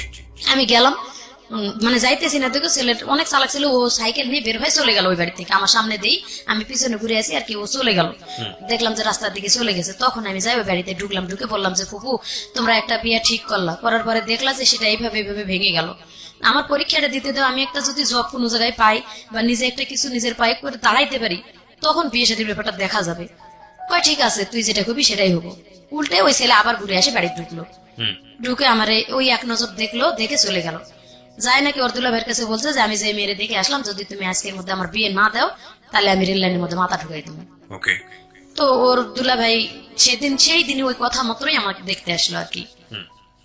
দেখতে আসে বলতেছে যে তোমার কি কোনো জায়গায় পছন্দ আছে? আমাদের গ্রামেরই লোক, ওটা সম্পর্কে নাকি চাচা লাগতো, আমি আগে তো চিনতাম না, সেদিন প্রথম দেখলাম। তো বলতেছে যে আমি ওনার ভাই, অমুকের ভাই লাগি, আমার বাড়ি এই গ্রামে, আমি বিয়ে করে ওখানেই থাকি, মানে যে ছেলে তোমার দেখতে আসছিল তার বড় বোনকে আমি বিয়ে করছি, এবং তার বাবা মা সবাই মারা গেছে, আমি ওনার গার্জিয়ান বর্তমানে। ওকে। তো দেখে চলে গেল। ছেলের দুলাভাই, ছেলের আপন বড় দুলাভাই বললো যে আমি সবকিছু আমি যা বলবো তাই, তো তুমি খালি নিজের থেকে বলো যে তুমি অন্য কাউ কোনো মেয়ে পছন্দ, কোনো ছেলে পছন্দ করো নাকি? আমি বলছি না, আমি কোনোদিন এরকম পছন্দ করার মতন মানে সময় আমার আসেনি, সুযোগ আসে নাই, কারোর সাথে এরকম কিছু করি নাই। আমার আব্বা আম্মা যেখানে বিয়ে দিবে আমি সেখানেই রাজি আছি। এই কথাতে পরের দিনে বিয়ে আর কি, সোমবারের দিন ছেলে দেখে গেল, মঙ্গলবারের দিন ওর ভগ্নিপতি আসে দেখে গেল, বুধবারের দিন বিয়ে হয়ে গেল। আপনি পরীক্ষা দেওয়ার আগেই বিয়ে হয়ে গেল? হ্যাঁ ভাইয়া, পরীক্ষা দেওয়ার আগে বিয়ে হয়ে গেল। বিয়ে ওখানে আমি গেছি, যাওয়ার পরে বলতেছে যে যারা দেখতে আসছে কি, রাতের অনেক বৃষ্টি, যেদিন আমার বিয়ে হয়েছে সেদিন অনেক ঝড় বৃষ্টি ছিল, এত ঝড় বৃষ্টি যে একটা মুহূর্তের জন্য সারাদিন বৃষ্টি থামে নাই। ওই অবস্থায় ওনারা টেম্পু নিয়ে চলে আসছিল, আসে বিয়ে করে নিয়ে গেল আমারে। তো সেদিন রাত্রে যায়, সারা রাত ঘুমাই নাই, পরীক্ষার চিন্তাই আমার ভালো লাগে নাই। পরের দিন সকালবেলা নাস্তা করার পর আর কি, ওই বৃষ্টির মধ্যে আশেপাশে দু এক বাড়ির মহিলা দেখতে আসছে আমারে, নতুন বউ। আর বিয়ের মধ্যে ফুফু শাশুড়ি ছিল, আমার ভাসুর যে আপন সে কিন্তু বিয়েতে গেছিল না। তো এখানে আমার আব্বা বলছিল যে আপন যে বড় ভাই একটা আছে সে আসলো না কেন, অবশ্যই রহস্য আছে। আসলে রহস্য ছিল দেখেই আসেনি। পরের দিন মানুষ দেখতে আসে আমারে বলতেছে যে আগের বউটাই তো ভালো ছিল। যখন এই কথাটা, মানে আমি তো একটা লেখাপড়া করা মেয়ে, আমার মাথায় একটা কেস করলো যে অবশ্যই এই লোকের আর বিয়ে হয়েছিল। তা আমি আবার, আমার ননাসের মেয়ে ছিল রেশমা, মানে আমার বিয়ে হয়ে যায় থেকে রাত্রের থেকে মোটামুটি ভালো আমার সাথে আসে, সাথে মিশতেছে। আমার বিয়ের 1 মাস আগে তার বিয়ে হয়ে গেছিল। তো ডাকলাম, রেশমা শোনো। বলতেছে কি মামি?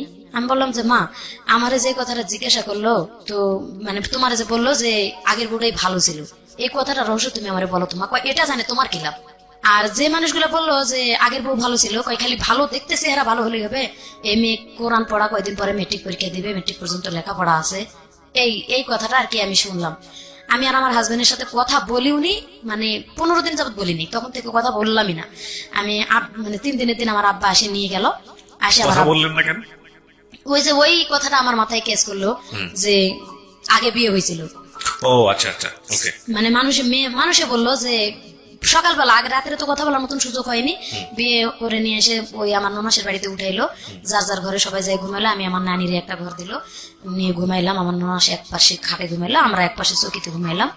রাত পোয়ালে আর কি মানুষ দেখতে আসলো, ওই আসে ওই কথাটাই বলছে। আমার হাজবেন্ড ঘুমের থেকে উঠার আগেই আর কি এটা বললো। তখনই আমার মাথায় একটা কেমন জানি কেস করলো, আমি আমার হাজবেন্ডের সাথে কথা বললামই না। আমার হাজবেন্ড আমার আলাদা করে ঘরের মধ্যে ডাকলো একবার, তো আমি যাচ্ছি না, পরে আমার নানি সাথে করে নিয়ে গেল, কি কি লাগবে আমার, মানে কসমেটিক কিছু লাগবে কিনা। আমি কথা বলি নাই, বের হয়ে চলে আসছি। আর 3 দিন পরে আমার বাপের বাড়িতে আসলাম। বাপের বাড়িতে আসি আমি বললাম যে আপা, যে ছেলের অবশ্যই বিয়ে হয়েছিল, না হলে কেন এই কথাটা মানুষে বললো? আমার আব্বা বলতেছে যে মিথ্যা কথা কয়, যদি বিয়ে দেয়, গ্রামের একটা ছেলে, আমি সহজ সরল মনে বিশ্বাস করলাম, সে যদি নিয়ে তোমার কোনো জায়গায় ফালায়, আমি এটা দেখতেছি। পরে আমার নন্দু আর কি, উনি সাথে আসছিল আমাদের, তো ওনারে ডাকে আমার আব্বা আলাদা করে জিজ্ঞাসা করছে যে দেখ, তুই হয়তো গ্রাম সম্পর্কে ভাই হ বা এখন মেয়ের নন্দু হ, যে কোনো একটা আত্মীয় কিন্তু হয়ে গেছে, তো এটা আমার সাথে মিথ্যা কথাটা বললার কোনো কারণ ছিল, কেন এটা করলাম? তো ভাইয়া বলতেছে যে ওটা কোনো ব্যাপার না, মেয়ে নিজের থেকে ডিভোর্স করে চলে গেছে। আচ্ছা, তো অবশ্যই কোনো কারণ আছে, তাছাড়া তো মেয়ে ডিভোর্স করে চলে যাবে না। বলতেছে ওগুলা নিয়ে আপনার চিন্তা করার কারণ নাই, আমি আপনার মেরে নিয়ে গেছি, যদি আমার শালা ভাত না দেয় আমি ভাত দেব। এখানে বলে আর কি 3 দিন থাকলাম। 3 দিন পরে নিয়ে গেল শ্বশুর বাড়িতে গেলাম। আজকে যাওয়ার পরে কালকে আমার ঘর, মানে বলতেছে যে তোমরা এই যে হাড়ি পাতিল 2টা করে হাড়ি পাতিল বের করে দিল, এটা 2টা করে, এটা তোমার আলাদা সংসার, তুমি আজকে থেকে রান্না করে খাবা। তো যতই বাবার বাড়িতে ছোটবেলা তো অনেক কাজ করি, কিন্তু নতুন একটা সংসারে যাইতে গেলে নতুন ভাবে আমি কিছুই বুঝি না, কিভাবে রান্না করে খাবো। বাজার নাই, খরচ নাই, কিচ্ছু নাই, খালি হাড়ি পাতিল আলাদা করে দিল। আমি আমার ননাসের যে গেলাম যে বাজার খরচ নেই, তোর জামাই রে কো আনে দিক। তো আমি তো তার সাথে কথাই বলবো না, এরকম একটা আমি কথা বলেই নেই। আমি কথা বলি নাই, ও নিজে থেকে বাজার করে নিয়ে আসলো আর কি। আমি ওটা শুনলো যে কিভাবে কি রান্না করব, বাজার করে নিয়ে আসলো, নিয়ে এসে দিল, রান্না করলাম। ওই 1 কেজি চাল, 1 কেজি ডাল, 8 আনা 4 আনা লবণ, এরকম করে আর কি বাজার করে আনি দিল গ্রামের দোকান থেকে। তো ওইভাবে আর কি সেদিন রান্না করে দিলাম। আমি রান্না করে খাইতেও ডাকি নেই সেদিন, ওর মতো ও উঠে নিয়ে খাইলো। এবং পরের দিন ও নিজে থেকে বাজার করে, আমি রান্নাও করলাম না, আমার এবার রান্না করে ওই খাওয়াইলো। আচ্ছা, মানে আমি এতটা মানে ব্রেনে চাপ দিয়ে যাচ্ছি, এর মধ্যে আমার ননাস কয় কি ডাক দিয়া কয় তোর বাপের বাড়ি থেকে টাকা নিয়ে এসে জায়গা কিনে বাড়ি করতো। কয়দিনের বিয়ের এটা পরে? মনে হয় 4 দিন 5 দিনের দিন।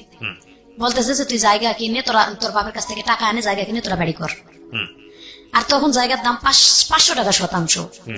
97 সালে শেষের দিকে আমার বিয়ে হয়েছিল, তো 500 টাকা শতাংশ। কিন্তু ওই জ্ঞানটাও তো আমার ছিল না যে কি বলতেছে ওরা, যে বাড়িঘর দেখে বিয়ে দিছে এটাই আমার শ্বশুরের আসল বাড়িঘর, কিন্তু ওটা ওরা লিখে নিছে আগে। এবং এটা ওরা ফ্যামিলির সবাই জানে, এই জন্যই আমার ভাসুর আমার বিয়েতে আসেনি। বলছিল যে তুই জায়গা কিনে বাড়ি করবি, তারপর বিয়ে করবি। আচ্ছা, আমি যখন কান্দাকাটি করছি তখন আমার ভাসুর এই কথাটা শুনে আর কি বলছিল, আমার জাল আমারে ডাকে নিয়ে গেল, আমি অনেক কাঁদতেছি, আমার জাল ডাকে নিয়ে গেছে যে তুই কাঁদতেছিস কেন। তো আমার হাজবেন্ড আমারে বারবার জিজ্ঞাসা করতেছে তুমি কাঁদো কেন, আমি তার সাথে একদম কথাই বলি না। তখন ভাই বউর কাছে যাই বলছে আরেক বাড়িতে, ভাই বউ আসে আমারে ডাকে নিয়ে গেছে যে মুর্শিদা তোর কি হয়েছে, আয় আমার কাছে, কি হয়েছে বল। আমি বলছি যে আপা আমার এইভাবে বলছে যে জায়গা নাকি কিনে বাড়ি করতে হবে। তখন আমারে ভাঙে বললো ঘটনাটা, আসলে ওর বিয়ে করছিল, বিয়ে করে ওর ভালো ছিল না, যার কারণে আমার শ্বশুর মরার আগেই ওর যে সম্পদটুকু এটা ছোট বোনের নামে লিখে দিছিল, এবং ছোট বোনকে বলছিল যে তুই তোর ভাইরে এই জায়গাটা ছাড়ে দিবি বাড়ি করার জন্য। সে না দিয়ে ওটা ছোট বোন বিক্রি করে আর কি তার হাজবেন্ড দিছে। এখন তোমাদের আসলে জায়গা বলতে কিচ্ছু নাই, তুমি জায়গা কিনেই বাড়ি করতে হবে। কিন্তু ওর টাকা পয়সা আছে, কোথায় আছে টাকা পয়সা, কয় ওর এই যে এই দুলাভাইয়ের কাছেই 15,000 টাকার মতো রাস্তার কাজ হয়েছে, ও কাজ করে টাকা রাখছে, ওই টাকা নিয়ে ওর সাথে আগেও গন্ডগোল হয়েছে, এই জন্য তোমার ভাইয়ের বিয়েতে যায় নাই। বলছিল যে তোর টাকা আছে জায়গা কিনে বাড়ি করে তুই বিয়ে কর। তো ওটা শুনে নাই যখন, এই জন্য তোর ভাইয়ের বিয়েতে গেল না। তা আমি আবার মানে বাধ্য হয়ে তখন আমি আমার বাপের বাড়িতে গেলাম। আবার সেদিন আমি আমার ননাসের কাছে বললাম যে আপনার ভাই বলেন আমাকে নিয়ে যাই, তুই আসুক, আমি আমার বাপে বলে টাকা নিয়ে আসবো। এই কথা আমার মেন রহস্য, আমি যে আমার আব্বার কাছে আবার ঘটনাগুলো খুলে বলবো। আস্তে আস্তে একটা করে সমস্যা বাড়তেছে। প্রথম হিসেবে বিয়ে করছে, দ্বিতীয়ত জায়গা জমি নেই, বাড়ি ঘরে নেই। তো আমার আব্বাকে যাই যখনই বললাম যে আব্বা 15 দিনের জায়গা এটা, গেলাম বাপের বাড়িতে, তো আব্বা বলতেছে যে জায়গা জমি যখন নাই, আমার এখানে অনেক জায়গা আছে, তোমরা এখানে বাড়ি করে থাকবা, যদি ছেলে ভালো হয়, আর যদি দেখি ছেলের কোনো দোষ আছে তা আমি সময় থাকতে তোমার ডিভোর্স করে অন্য জায়গায় বিয়ে দিয়ে দিব। এটা 15 দিনের মাথায় আব্বা বললো। তা আম্মা বলতেছে যে মেয়ে মানুষের বিয়ে মা একবারই হয়, এটা বলে কোনো লাভ নাই, তুমি একটু কষ্ট করে পারলে করে খাও, দেখো। তো তখন আমি আবার আমার হাজবেন্ডের সাথে আমার বাপের বাড়িতে এসে কথাও বললাম, বা আমাদের মধ্যে মিলামিশাও হলো। পরে আমি বুঝাইলাম যে জায়গার যখন দাম কম আছে বাপের বাড়িতে থাকার থেকে আসলে নিজের ওইখানে জায়গা কিনে বাড়ি করা ভালো। তা আমার আব্বা কি দিতে চাইছে, তোমার ভগ্নিপতিরে ডাকো, এখানে কি টাকা দিতে চাই বা কি দেয় আমার আব্বার কাছে। আমি কিন্তু আমার আব্বার সাথে ওই আগের থেকে একটু কথা, যখন আমার খুব মারধর করতো তখন থেকে কথা কম বলতাম, আব্বার সাথে কথা বলি না বললে চলে। ওই বিয়ের পরে যাই খালি একটা কথাই বললাম যে আব্বা কোন বাড়িতে আমার বিয়ে দিলা, এই কথা মানুষে বলে। আর তারপরেও কথা বলি নাই। এই যে আমার আম্মার সাথে বললাম, আম্মা বলতেছে তোমার টেনশন করা লাগবে না, আমি দেখি এটা। পরে আব্বা আমার আম্মার কাছে বলে দিচ্ছে যে আমার জায়গা জমি আছে, ওরা এখানে বাড়ি নিজেরা পরিশ্রম করে ওদের টাকা দিয়ে বাড়ি করুক, আমি জায়গা ছেড়ে দেবো। এই যে আমার জামাইয়ের শুরু হলো এখান থেকে মানে বাদাম মাপনা, বিয়ের পরের থেকেই কোনো কাজ কাম করে না। তো আমার আম্মা আজকে আমার দুলাভাইয়ের সাথে পাঠাই 40 টাকা হাজিরা, দিন হাজিরা কাজ করতো। তখন 40 টাকার কাজ করলেও কিন্তু 20 টাকা খরচ করে 20 টাকা থাকতো, কিন্তু একদিন কাজ করলে আর 7 দিন কাজ করে না। আর গাঁজাখোর ছেলেদের সাথে ঘুরাফেরা প্রায় শোনা যায় যে সে গাঁজা খায়। কিন্তু আমি এটা মানে খেয়াল করতে পারিনি, আমি তো তখন ছোট মানুষ, একেবারে বেশি বড় না, এতটা বুঝার মতো জ্ঞান নাই। তো আমি বলি, মানুষে আসে আমার বলে আপু বুবু, গ্রামের ভাষা বলে তো বুবু বুবু, দুলাভাইয়ের অমুক জায়গায় থেকে এসছে গাঁজা টানতে। তো আসলে আমি সুন্দর মতন বললেই মানে মায়ের বাড়িতেই আমার রাত্রে যদি বিছানায় শুয়ে আমি বলতে যাই কথাটা, আমার পাও দিয়ে গুড়ি দেয় অথবা লাগতে খাটের উপর থেকে ফালায় দেয়, মারে। এই কথাটা আমি আব্বা আমারে বলি নাই প্রথম অবস্থায়, আমারে মারে, আমি ওখানেই চেক দিয়ে থাকি, মারে ওখানেই চেক দিয়ে থাকি, এবং ওর পাও ধরে ধরে বলি প্লিজ ভাই তুমি একটু ভালো হও, আবার তোমার একটা ওয়াইফ কিন্তু ভালো, এই যে তুমি যদি ভালো থাকতা তাহলে কিন্তু যাইতাম, এই কারণেই হয়তো গেছে। এইটা বললে আরো বেশি মার, তুই ওটা দেখতে যাস কেন, আমার আগের ওয়াইফ ছিল। এই যে শুরু হয়ে গেল, তার মানে বেগ রিপোর্টটা ওখান থেকে আমি পাইলাম। আর আমার বিয়ের 2 মাস পরে আমার প্রথম বাচ্চা পেটে আসছে। জি। আমি বাপের বাড়িতে থাকতেছি এভাবে 8-9 মাস আর কি। ও কোনো কাজই করে না। আমার ছোট যে 2 ভাই ছিল, সবার ছোটটা কাজ করতো না, কিন্তু আমার ছোট যেটা ওটা ব্রাক স্কুলে পড়তো যখন আমার বিয়ে। ওকে। তো ব্রাক স্কুল থেকে লেখাপড়া করার পরে বিকেল বেলা মাঝে মাঝে দুলা ভাইয়ের সাথে যায়, খোয়া টোয়া ভাঙতো। তো ওরে যাইতে কইতো আম্মা, ও ভাঙতো না। আম্মা আলাদা করে দিল যে তোমরা তোমাদের মতন বাজার করে যা করে খাইতে পারো তোমরা খাও। ও তো কাজই করে না, আমারে খাওয়াবে কোথা থেকে। এইভাবে দুলাভাই টানে টানে নিয়ে যায়, একদিন কাজ করলে আর 4 দিন করে না, একদিন করলে আর 4 দিন করে না। মানে এমন একটা সিচুয়েশনে আসলো, আমার আব্বা আমার পেটের বাচ্চা নষ্ট করে আমার ডিভোর্স করাবে। আপনার বাবা করছে এটা? আমার বাবা এটা করতে যাচ্ছে, আমার হসপিটাল নিয়ে যাবে। রাত্রে আমার হাজবেন্ড বুঝতে পারছে যে কালকে আমার হসপিটাল নিয়ে যাবে। আমি শুকায়ে মেরা হয়ে গেছি একবারে, খাইতে পারি না। একে তো আর প্রথম বাচ্চা পেটে এসছে, আমি বুঝি না কোনো কিছুই। বমি আসে এবং যেটুকু খাই ওটুকু বমি হয়ে যায়, ভালো মন্দ কোনো খাবার নাই। আর আম্মার ভাত আমি রাগ করে খাই না। আমার আম্মা আমার জামাইরে মানে অনেক খারাপ আশা করে বকাবকি করে যে কুইরা খাটে না, বাদাইম্মা, এটা সেটা অনেক কিছু খারাপ করে বকে। আমার এটা শুনতে খারাপ লাগে। বিয়ে তো তোমরাই দিছো, কেন আগে দেখলা না? আর আমার ভাত রেখে তুই যায় পাতিলে আম্মা, যে এই ভাতটুকু উঠাই নি, তুই খাই থাকবি, ওরে ভাত দিবি না। ও ভাতটুকু পাতিল থেকে উঠায় মা খায়, আমার কয় কি আয় তোরে হাত দিয়ে তুলে খাওয়াই দিই, আমিও খাই। আমি কইতাম তুই বেলজ্জা থেকে এই ভাতটি এইভাবে খাইতেছস, তোর সামনে কয়ে গেল যে তোরে ভাত দিতাম না, আমারে খাইতে কয়ে গেল, তুই কোন হিসেবে ওই ভাতটা উঠেছিস খাইতে? আমি খামো না, তুই কামে করে না খাওয়াইলে। আমার মায়ের ভাত আমি খামো না, তুই খাস কে?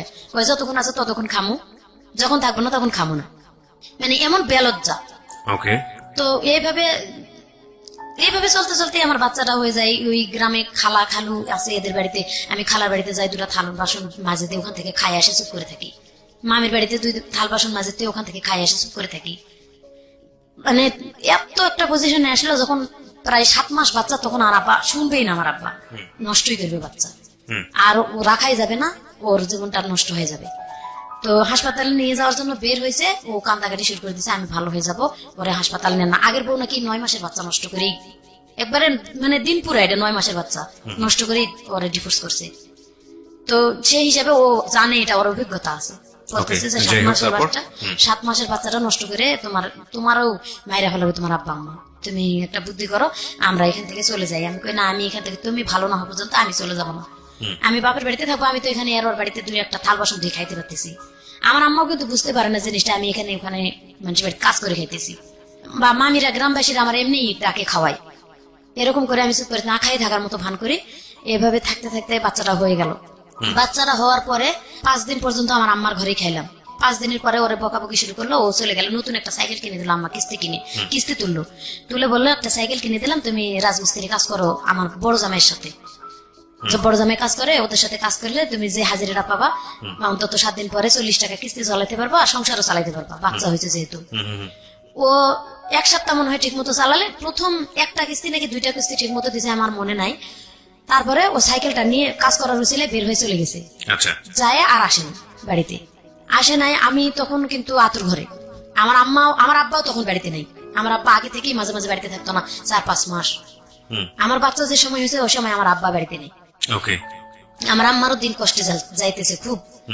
আমার ভাইরা 2 ভাই যে খোয়া টোয়া বাড়ি যেটুকু নিয়ে সেইটুকু দিয়ে তারা চলে না, আমারে কি খাওয়াবে? আর আমার আম্মা আমার যদিও 4টা ভাত দেয়, আমি কিন্তু খাই না, বকাবকি করে দেয় ভাতটা। পরে ওই বড় আম্মারা দিয়ে গেলে আমি খাই। প্রিয় শ্রোতা, আমরা ফিরে যাচ্ছি আমাদের অতিথির গল্পে। জি। এভাবে যখন 13-14 দিন হয়ে গেল, বাচ্চার বয়স প্রায় 23 দিনের মতো, সেদিন হঠাৎ করে ব্যাগ ভরা বাজার নিয়ে আমার জামাই বাড়িতে উপস্থিত। মানে কি বলবো, এদিন আনন্দর আর শেষ নেই। ব্যাগ ভরে 2টা মিনু শাড়ি ইন্ডিয়া থেকে, এবং বাচ্চার জন্য একটা তোয়ালা, বাচ্চার জন্য 2টা গেঞ্জি প্যান্ট, এভাবে নিয়ে ব্যাগ ভরে চাল ডাল মাছ তরকারি নিয়ে চলে আসছে। সাইকেল নাই। তো বাড়িতে এসে ঢুকা দেখে আম্মা বলতেছে সাইকেল কোথায়? কই সাইকেল আছে। ভাত রান্না করলাম, খাওয়াইলাম। ও তো 12-13 দিন পর বাড়িতে আসছে। আমিও মানে আনন্দতে, যেহেতু বাজার করে নিয়ে আসছে, যাক ভালো হয়ে গেছে। ও রান্না বান্না করে খাওয়াইলাম। আমার মামি বলতেছে যে তুই যে রান্না করে খাওয়াইলি, দেখ তোর সাইকেল বিক্রি করা টাকা দিয়ে তোর বাজার করে নিয়ে এসে খাওয়াইছি। আমি বলতেছি যে না, সাইকেল বিক্রি করবি কা? ও তো বলছে সাইকেল আছে। তা আম্মা ভাত খাইতে দিয়ে বসে, আম্মা চালাক কত, ভাত খাইতে দিয়ে বলতেছে যে সাইকেল কোথায়? তখন বলতেছে সাইকেল নিয়ে আমি শাড়ির টিপ মারতে গেছিলাম ইন্ডিয়া থেকে, তো ওখানে বিটিআরে ধরছে সাইকেলটা। আম্মা বলতেছে তুই এখন আমার বাড়ি থেকে বের হবি, তোরা ঝাড়ু দিয়ে পিটায় বাড়ি থেকে বের করবি। তুই বিক্রি করছিস না বিটিআরে দিয়েছিস তা জানি না, এখন সারাটা বছর কিস্তি চালাবি কে? তুই তো বউরে ভাত দিতে পারস না। হুম। তো মার সাথে ওর মোটামুটি তর্ক চলতেছে, তর্ক করে রাত্রে থাকলো। এমন এমন দিন গেছে আমার আম্মা, ধরেন ও তো আমারে মারে অত্যাচার করে, আমি মনে করেন ওর সাথে চাই না যে মিলামিশা করি বা ওর সাথে কথা বলি। আমি ওই বাচ্চা রেখে গলায় ফাঁস নেওয়ার জন্য মাঠের মাঝখানে একটা আম গাছ আছে, দড়ি নিয়ে যায়, অনেকক্ষণ দাঁড়িয়ে থাকি। আর আমার বাচ্চাটার কথা মনে পড়ে যে আমি বাচ্চার বয়স কত তখন? প্রায় 25 দিন মতো, ওকে। যে আমি যদি এই বাচ্চাটা রেখে মারা যাই, আমার আব্বা আম্মা তো ওরে দেখতেই পারে না, ওর সন্তান তো দেখবেই না। যখন পেটে তখনই আমরা নিজেরাই মনে করেন ছোটবেলা থেকে ফ্যামিলিতে অত্যাচারিত, আমার সন্তান তারা কিভাবে মানুষ করবে, এবং বাপ তো ভালো না। আবার সেটা নিয়ে ফেরত চলে আসি বাড়িতে, আসে আমার সন্তানের বুকে নিয়ে আমি কয়েক মানুষের বাড়িতে কাজ করি কামাই সন্তান নিয়ে, তাও যাক নিজের জীবনটা শেষ করলাম না। পরে ভাইয়া ওখান থেকে আবার বুঝাতে শুরু করলাম যে ভাই দেখ, একটা সন্তান হয়েছে, বাচ্চাটার মুখের দিক তাকায় তুই ভালো হ। আবার কিছুদিন মাঠে কৃষি কাজ হলো, কিছুদিন কাজ করলো কৃষি কাজ, মানে 15 দিন যদি, মানে 1 সপ্তাহ কাজ করলে আর 15 দিন বসে থাকি, 1 সপ্তাহ কাজ করলে তারপরও চলতো যে 1 সপ্তাহ তো কাজ করতেছে। এভাবে করে নেশা করতো, কাজের কথা বলে মারধর করতো। এভাবে আমি একটা মানে কিস্তি থেকে আমি টাকা উঠাইলাম, উঠাইয়া ভ্যান কিনে দিলাম একটা, যে এই ভ্যানটা চালাও, অন্তত একবেলা চালাইলে আর একবেলা বসে থাকলে দিন চলবে। তো ভ্যান প্রায় মাস 3 মতো চালালো, মোটামুটি ভালো চললো ওই সময়টা, ওই 3টা মাস মোটামুটি আর কি চলে। এভাবে কিস্তি চালাইতে থাকলো। 3 মাস পরে ভ্যান থেকে বলতেছে এখন ভ্যানে ইনকাম কম, আমি ওই যে কাঠ ফাড়ে যে মিলে, আমি কাঠ ফাড়া কাজ করতে যাব, আর হচ্ছে ভ্যানটা ঘরে তালা মারে দিয়ে যাই। ঘরে তালা মারে দিয়ে ও কাঠ ফাড়া কাজে 1 সপ্তাহের মতন কাজ করলো। আমার আব্বা কি করছে, ওই ভ্যানের চাবিটা আমার কাছ থেকে কয়েছে, ভ্যানের চাবিটা দেও তো। কি করতে কয় কুশারের, আমার আব্বা কুশার আবাদ করতো, বলছে কুশারের পাতাগুলো আনা লাগবে ভ্যানে করে খেতেতে। আমি চাবি বের করে দিয়ে খালার বাড়িতে যাই বসে আছি, আম্মা যাই বলতেছে তোর আব্বা যে ভ্যান বিক্রি করতে নিয়ে গেছে তুই জানিস? আমি বলছি আমারে তো বলছে কুশারের পাতা আনবে, ভ্যান যে বিক্রি করতে যাবে এটা তো আমারে বলে নাই। আর জামাই যেরকম শ্বশুর সেরকম, ওই আসলেই তো লাগবে এখন ঝগড়াটা। মোটামুটি আম্মার সাথে আমার ভালো হয়ে যাবে তর্ক, যে সময় নিয়ে যাই তুমি আমারে বললা না কে। আম্মা আবার বলতেছে যে তুমি চাবি দিছো কে। এভাবে তর্ক করে থাকলাম। রাত্রে আমার জামাই আসলো, আব্বাও ভ্যান বিক্রি করে চলে আসলো। তো আমার জামাই রে ডাকে বলতেছে যে জামাই রাগারাগি করেন না, ভ্যানটা আমি বিক্রি করে আসছি, 2800 টাকাতে বিক্রি করছি, কুশারের সার দেবো, 15 দিন পর আমার কিস্তি উঠবে একটা, ওখান থেকে টাকা তুলে ভ্যান কিনে দেবো। যাক ওই 15 দিন ওসুপ করে থাকলো। যেদিন 15 দিন হয়েছে সেই দিন কিস্তি উঠার খবর নাই, ভ্যান কেনারও খবর নাই। এখন রাত্রে যায় বিরাট গন্ডগোল লাগে দিল বাড়িতে, আজকে আমার ভ্যান কিনে দিতে হবে, যেভাবেই হোক ভ্যান কিনে দিতে হবে। এখন আমি কিস্তি তুলছি, আমার তো টেনশন এদিকে যে ও ঠিক মতো এমনিতেই পরিশ্রম করে না, এদিকে আবার ভ্যান বিক্রি করে দিল আব্বা। ওই 15 দিন পরে এমন গন্ডগোল লাগলো, ঝগড়ার ঠেলায় ঘর থেকে আমার আব্বা হাড়ি পেতিল সহ আমার বের করে দিল। আমার বাড়িতে আর জায়গায় দিবে না, আমি যে আলাদা ঘরে থাকতাম আমার জিনিসপত্র সব বের করে উঠানের মধ্যে ছুড়ে ফেলে দিছে। মানে আমি যে আমার জামাইয়ের পক্ষে কথা বলছি এটাই যে 3 মাস তো অন্তত ভালো, যেটুকুই আমি কষ্ট করে চলছি, তো ভ্যানটা আছে, ও কাঠমিস্ত্রির কাজ হবে না, ওখান থেকে চলে আসে, একদিন এটা করবে একদিন ওটা করবে, বাদাম মা তো বাদাম নাই, তাও তো করবে। এখন এটা নেই, এই ওসিলাই আর কাজই করবে না। এটা বললাম কেন, আমি আমার হাজবেন্ডের পক্ষে বললাম, আমার আব্বা আমার সাথে মানে একবারে রাগ করে তোর বাড়িতেই জায়গা দেবে না, চলে যা। পরের দিন সকালবেলা আমি আমার বাচ্চা, ছোট বাচ্চাটা নিয়ে, তখন প্রায় বাচ্চার বয়স মনে হয় 1.5 বছরের মতন হয়েছিল আর কি। সেই সময় আমি হাড়ি পাতিল গুলা বের করে দিয়েছি, আমি আমার খোলার মধ্যে নিয়ে বসে আছি হাড়ি পাতিল গুলা। তো আমাদের এলাকার ফিজুল চেয়ারম্যান আমার চাচা লাগে, আমার আব্বার বন্ধু আর কি। তো উনি আসছে, উনি অনেক ভালো মানুষ, গ্রামে আসে গরিব মানুষের খোঁজ খবর নিতে। কেন আসছিল গ্রামে জানি না, কে জানি বলছে যে মহাশয় নরমেয়ের বাড়ি থেকে বের করে দিছে। তো আসে খোলার মধ্যে আমার জিজ্ঞাসা করতেছে যে মা ছাড়া ডাকতো না, আসে বলতেছে যে কিরে মা তুই এগুলা নিয়ে এখানে বসে আছিস কেন? আমি শুধু কান্দে যাচ্ছি, আমি কোনো কথাই বলি না, আমি কাঁদতেছি। আমার বড় মা বের হয় বলতেছে যে ভাই মেয়েটা ছোটবেলা থেকে তো শান্তি পেলই না, বিয়ের পরে এমন একটা হাজবেন্ড পাইছে, সেটাও ওই যে এরকম বাদেন মা, ওই যে এই কাহিনী, ভ্যান বিক্রি করে ওর বাপে নিছে, জামাই গন্ডগোল করছে, এখন মেয়েরে দিছে বাড়িতে বের করে। তা আব্বারে ওই ফিজুল চাচা ডাক দিয়ে বলতেছে যে কিরে ভাই মহাশিন এদিক শুনে যা দেখি কি হয়েছে।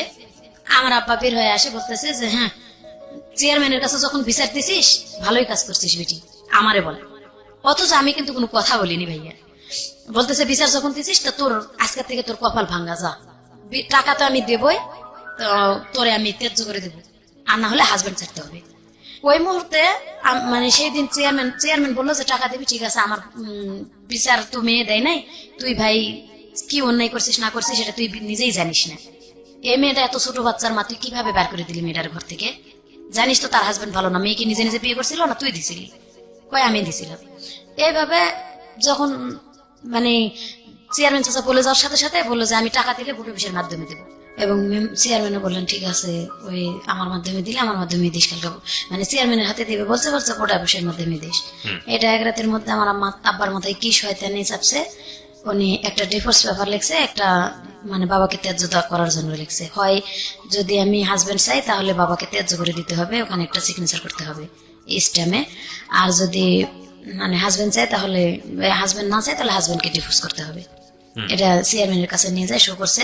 চেয়ারম্যান বলছে যে এক রাতের মধ্যে তো ভালো খেলা খেলছো তুমি, ঠিক আছে মেয়ে, আমি মেয়ের পাশে আছি, মেয়ে তুমি করো, তোমার বাবার এতে সিগনেচার দিয়ে যাও যে বাবা, যদি বাবা পারে তোমার ত্যাগ করতে তুমি পারবা না কেন। তো অনেকটা মানে ছোটবেলার অনেক ইতিহাস গুলা সেই সময় মনে পড়ছিল, চিন্তা ভাবনা করে স্বাক্ষর দিয়ে গেছি। আর আমি ওইখানে যে এমন চিৎকার বাড়ি কাঁদছি, আমার আপন যেটা ওখানে ছিল বড়াব্বা, আমরা বড়াব্বা ডাকি, বড়াব্বা আমার মেয়েরে কোলে নিয়ে বড়াব্বাও কান্দা শুরু করে দিল, আমিও কাঁদতেছি একদিকে, বড়াব্বা একদিকে কাঁদতেছে। আর চেয়ারম্যান বলতেছে যে হাই হাই রে মহসিন, মানে এত বড় একটা কাজ তুমি করতে পারলে, সামান্য কয়টা টাকা, তাও মেয়ের কাছে ধার করা টাকা তুমি নিছো, ওটা মানে তোমার টাকা তো দিলাই না, তুমি তোমার টাকা যৌতুক তো দেয় নাই কোনো কিচ্ছু, মানে বিয়েটাতে যা চুক্তি হয়েছিল ওখানে মা, আমি তো চলেই আসলাম, এই জন্য আর কিছু দেয় নাই। তো যাক আলহামদুলিল্লাহ, আমি বললাম যে এখান থেকে আমি সরলাম, পরে গ্রামে এক বাড়িতে আরেক বাড়ি থেকে আরেক বাড়ি থেকে আরেক বাড়ি থেকে এরকম মানে মানুষের বাড়ি বাড়ি থাকা শুরু করে দিলাম, আচ্ছা বাপের বাড়ি থেকে বের হয়। আচ্ছা, তো হাজবেন্ড তখন কি করছিল? হাজবেন্ড তখন ওই একদিন কাজ করে, ওই একই অবস্থায় রাজমিস্ত্রির কাজ, মানে হাজবেন্ড কি সবাই মানুষের বাড়িতে থাকছিলেন নাকি? হ্যাঁ, ওকে নিয়ে আর কি শুরু করলাম ওর সাথে। তখন সবাই বুঝাইলো ওই বুড়ো অফিসের মাধ্যমে যে তুমি যদি এই স্ত্রী নিয়ে করে খাইতে না পারো তো আর জীবনে কোনো মেয়ে নিয়ে করে খাইতে পারবা না, আচ্ছা, আর তুমি একটা পুরুষ হইতে শিখো। তো ও বললো যে আজকের পর থেকে আমি চেষ্টা করবো ওরে কিছু করে খাওয়ানোর জন্য, যেহেতু বলতেছে যে তোমার জন্য সে বাপকে ত্যাগ করে দিল, তুমি যদি এই মেয়েটাকে রাস্তায় ফেলে দাও তাহলে বুঝবে তুমি ও মানুষ একটা। আচ্ছা, এভাবে বলার পরে ও বললো ঠিক আছে আমি যেখানে থাকবো ওরে নিয়ে থাকবো। তো আমাদের গ্রামে একজন লোক থাকতে দিল, একটা চৌকি কিনলাম ভাইয়া, চৌকি কিনে সেই চৌকির মাপে আর কি পলিথিন দুই পাশে দিয়ে বাঁশ দিয়ে বাঁধে মোড়াই রাখতাম, দিনের বেলা রাতের বেলা পলিথিন ফলায় ঘুমাইতাম, খাবার দাবার তাদের ঘরে রাখতাম, তারা তালা দিয়ে যতক্ষণ যাইতো এদিক সেদিক কাজ করতে গ্রামের মানুষ, আবার যখন আসতো ততক্ষণে ঘর খুলে খাইতাম, কিন্তু ওই থাকাটা বাইরে আর কি বারান্দায়। আচ্ছা, এভাবে থাকতে শুরু করলাম, কিন্তু 2-3-4 দিন কাজ করে আর করে না, 2-3-4 দিন কাজ করে ওই একই অবস্থায় চলতে লাগলো। এভাবে মানে আমার আব্বা মানুষের কাছে শুনে কয় এই মেয়ের কপালে অনেক দুর্গতি আছে। মানে হাজবেন্ডকে আমি বললাম যে ভাই তুমি এখনো দেখো এই কথাগুলা তোমার শরীরে কি হিট করে না, এগুলা হিট করেও তো তুমি কিছু করতে পারো। এইভাবে বলার পরে যাই হোক ওখান থেকে মানুষের বাড়ি থেকে থাকতে থাকতে এখানে প্রায় 3 মাস থাকলাম আর কি, একই অবস্থায়। সে কাজ করে না দেখে বাবা এই ধরনের ভাষা ইউজ করে, বললাম যে এখান থেকে আমি সরে চলে যাব, হয় তুমি যদি তোমার এলাকায় নিয়ে আমারে করে খাইতে পারো। আর ওই ভগ্নিপতিরে আর কি ফোন দিলাম, ফোন তো না খবর দিলাম, তখন ফোন ছিল না, মানুষের দিয়ে খবর দিছি যে জুলাবের একটু আসতে বললেন, যদি মানে আমারে নিয়ে এভাবে সে যদি চেক দিতে পারে, বলছি যে আমার শালা আমার দিলে আমি দেবো, তো উনি যদি আমার জায়গা দেয় আমি ওনার ওখানে যাই থাকবো। ওনার ওখানে বাড়িতে যাই থাকা শুরু করে দিলাম, ওনার উঠানে ঘর করে দিল একটা টিনের, এবং তুই যদি প্রাইভেট পড়ে কিছু চালাইতে পারোস তাহলে এখানে কিন্তু টাকাটা জমা হইতেছে, এটাতে জায়গা কিনে বাড়ি করতে পারবি। তো জাকদুল্লাহ ভাই আলহামদুলিল্লাহ আমি এভাবেই করবো। ওনার উঠানে থেকে আমি গ্রামের বাচ্চাদেরকে প্রাইভেট পড়া শুরু করে দিলাম। যখন প্রাইভেট রেজাল্ট দেখা গেল যে প্রাইমারি স্কুলের ছাত্রদেরকে ভালোই পড়াইতে পারতেছি, তো ওখান থেকে আমি একটা পেলাম, শিশু শ্রেণী স্কুল চালাইলাম, ব্রাক শিশু শ্রেণী স্কুল চালানো শুরু করলাম, এবং পাশাপাশি বাচ্চাদেরকে প্রাইভেট পড়ানো। এইভাবে আমি একটু পজিশনে উঠা শুরু করে দিলাম। তখন আমি করলাম যে আমার জায়গা কিনতে হবে, ওই যে লাইফের এখান থেকে শুরু। আমি মানে জায়গা কিনলাম, পরে মানে কিস্তি উঠায় অর্ধেক টাকা দিয়ে জায়গা নিলাম, এখানে 3 বছর ঘর করে থাকলাম। আমার হাজবেন্ড কোন রকম হেল্প করলো না আমারে। তো যখন আস্তে আস্তে 3 বছর পার হয়ে গেল, কিন্তু জায়গা রেজিস্ট্রি হয় না, আমার হাজবেন্ড গুরুত্ব দেয় না, আমার খরচপাতি দেয় না, আমি বাচ্চা নিয়ে নিজেই চলতে পারি না, কিস্তি চালাইতে পারি না। এভাবে মানে বেতন তখন কম শিশু শ্রেণীর, মানে কোরআন শরীফ পড়াইতাম গ্রামের বাচ্চাদেরকে, তারা ঠিক মতো বেতনও দিতে চাইতো না। পরে মানুষের বাড়িতে ধান সিদ্ধ করা শুরু করে দিলাম, যে সিজনারি একটা ধান সিদ্ধ করলে তারা একটা করে কাপড় দেয়, 2 বাড়িতে করলে 2টা কাপড় দেয়, কিন্তু এক সিজনে 2 বাড়িতে করা যায় না, এক বাড়িতে করলাম এবং স্কুল চালাই এর মধ্যে আবার সবকিছু করা শুরু করে দিলাম। এরকম করে জায়গাটুকু যেভাবে আটকাইলাম 3 বছর পরে ওনারা জায়গাটা আরেকজনের রেজিস্ট্রি দিল। ওই জায়গা ওখান থেকে রেজিস্ট্রি দেওয়ার পর আঘাতের পর আঘাতই পাচ্ছি ভাইয়া। আমার বাপের বললাম একটু হেল্প করতে, আমার বাপ কোনো হেল্প করলো না। তো ওখান থেকে আবার ওই জায়গাটা যখন ওরা ফেরত আরেকজনের রেজিস্ট্রি দেয়, আমি তাদেরকে গ্রামের মাধ্যমে একটা বিচার দিলাম যে আমারে না বলে কেন জায়গাটা অন্য কারো রেজিস্ট্রি দেওয়া হবে, যেখানে আমি ঘর করে থাকতেছি, এখানে সেটা বেড়া দিয়ে ঘর করেছিলাম। তো ওখানে আমার ছোট মেয়েটা পেটে আসলো। ছোট মেয়ে পেটে থাকাকালীন আমি মানে বাচ্চা পেটে নিয়ে আমি কোথাও যাবো না যাবো, 1টা বছর আবার ওরা থাকতে সময় দিল। এই 1 বছর আমার হাজবেন্ডের অনেক বুঝাইলাম যে ভাই তুমি আর একটু কিছু করো যাতে জায়গা, আমি কেবল তো একটু পজিশনে আসছি। তো তখন ও চুরি চামারি করা শুরু করে দিল আবার আমার হাজবেন্ড।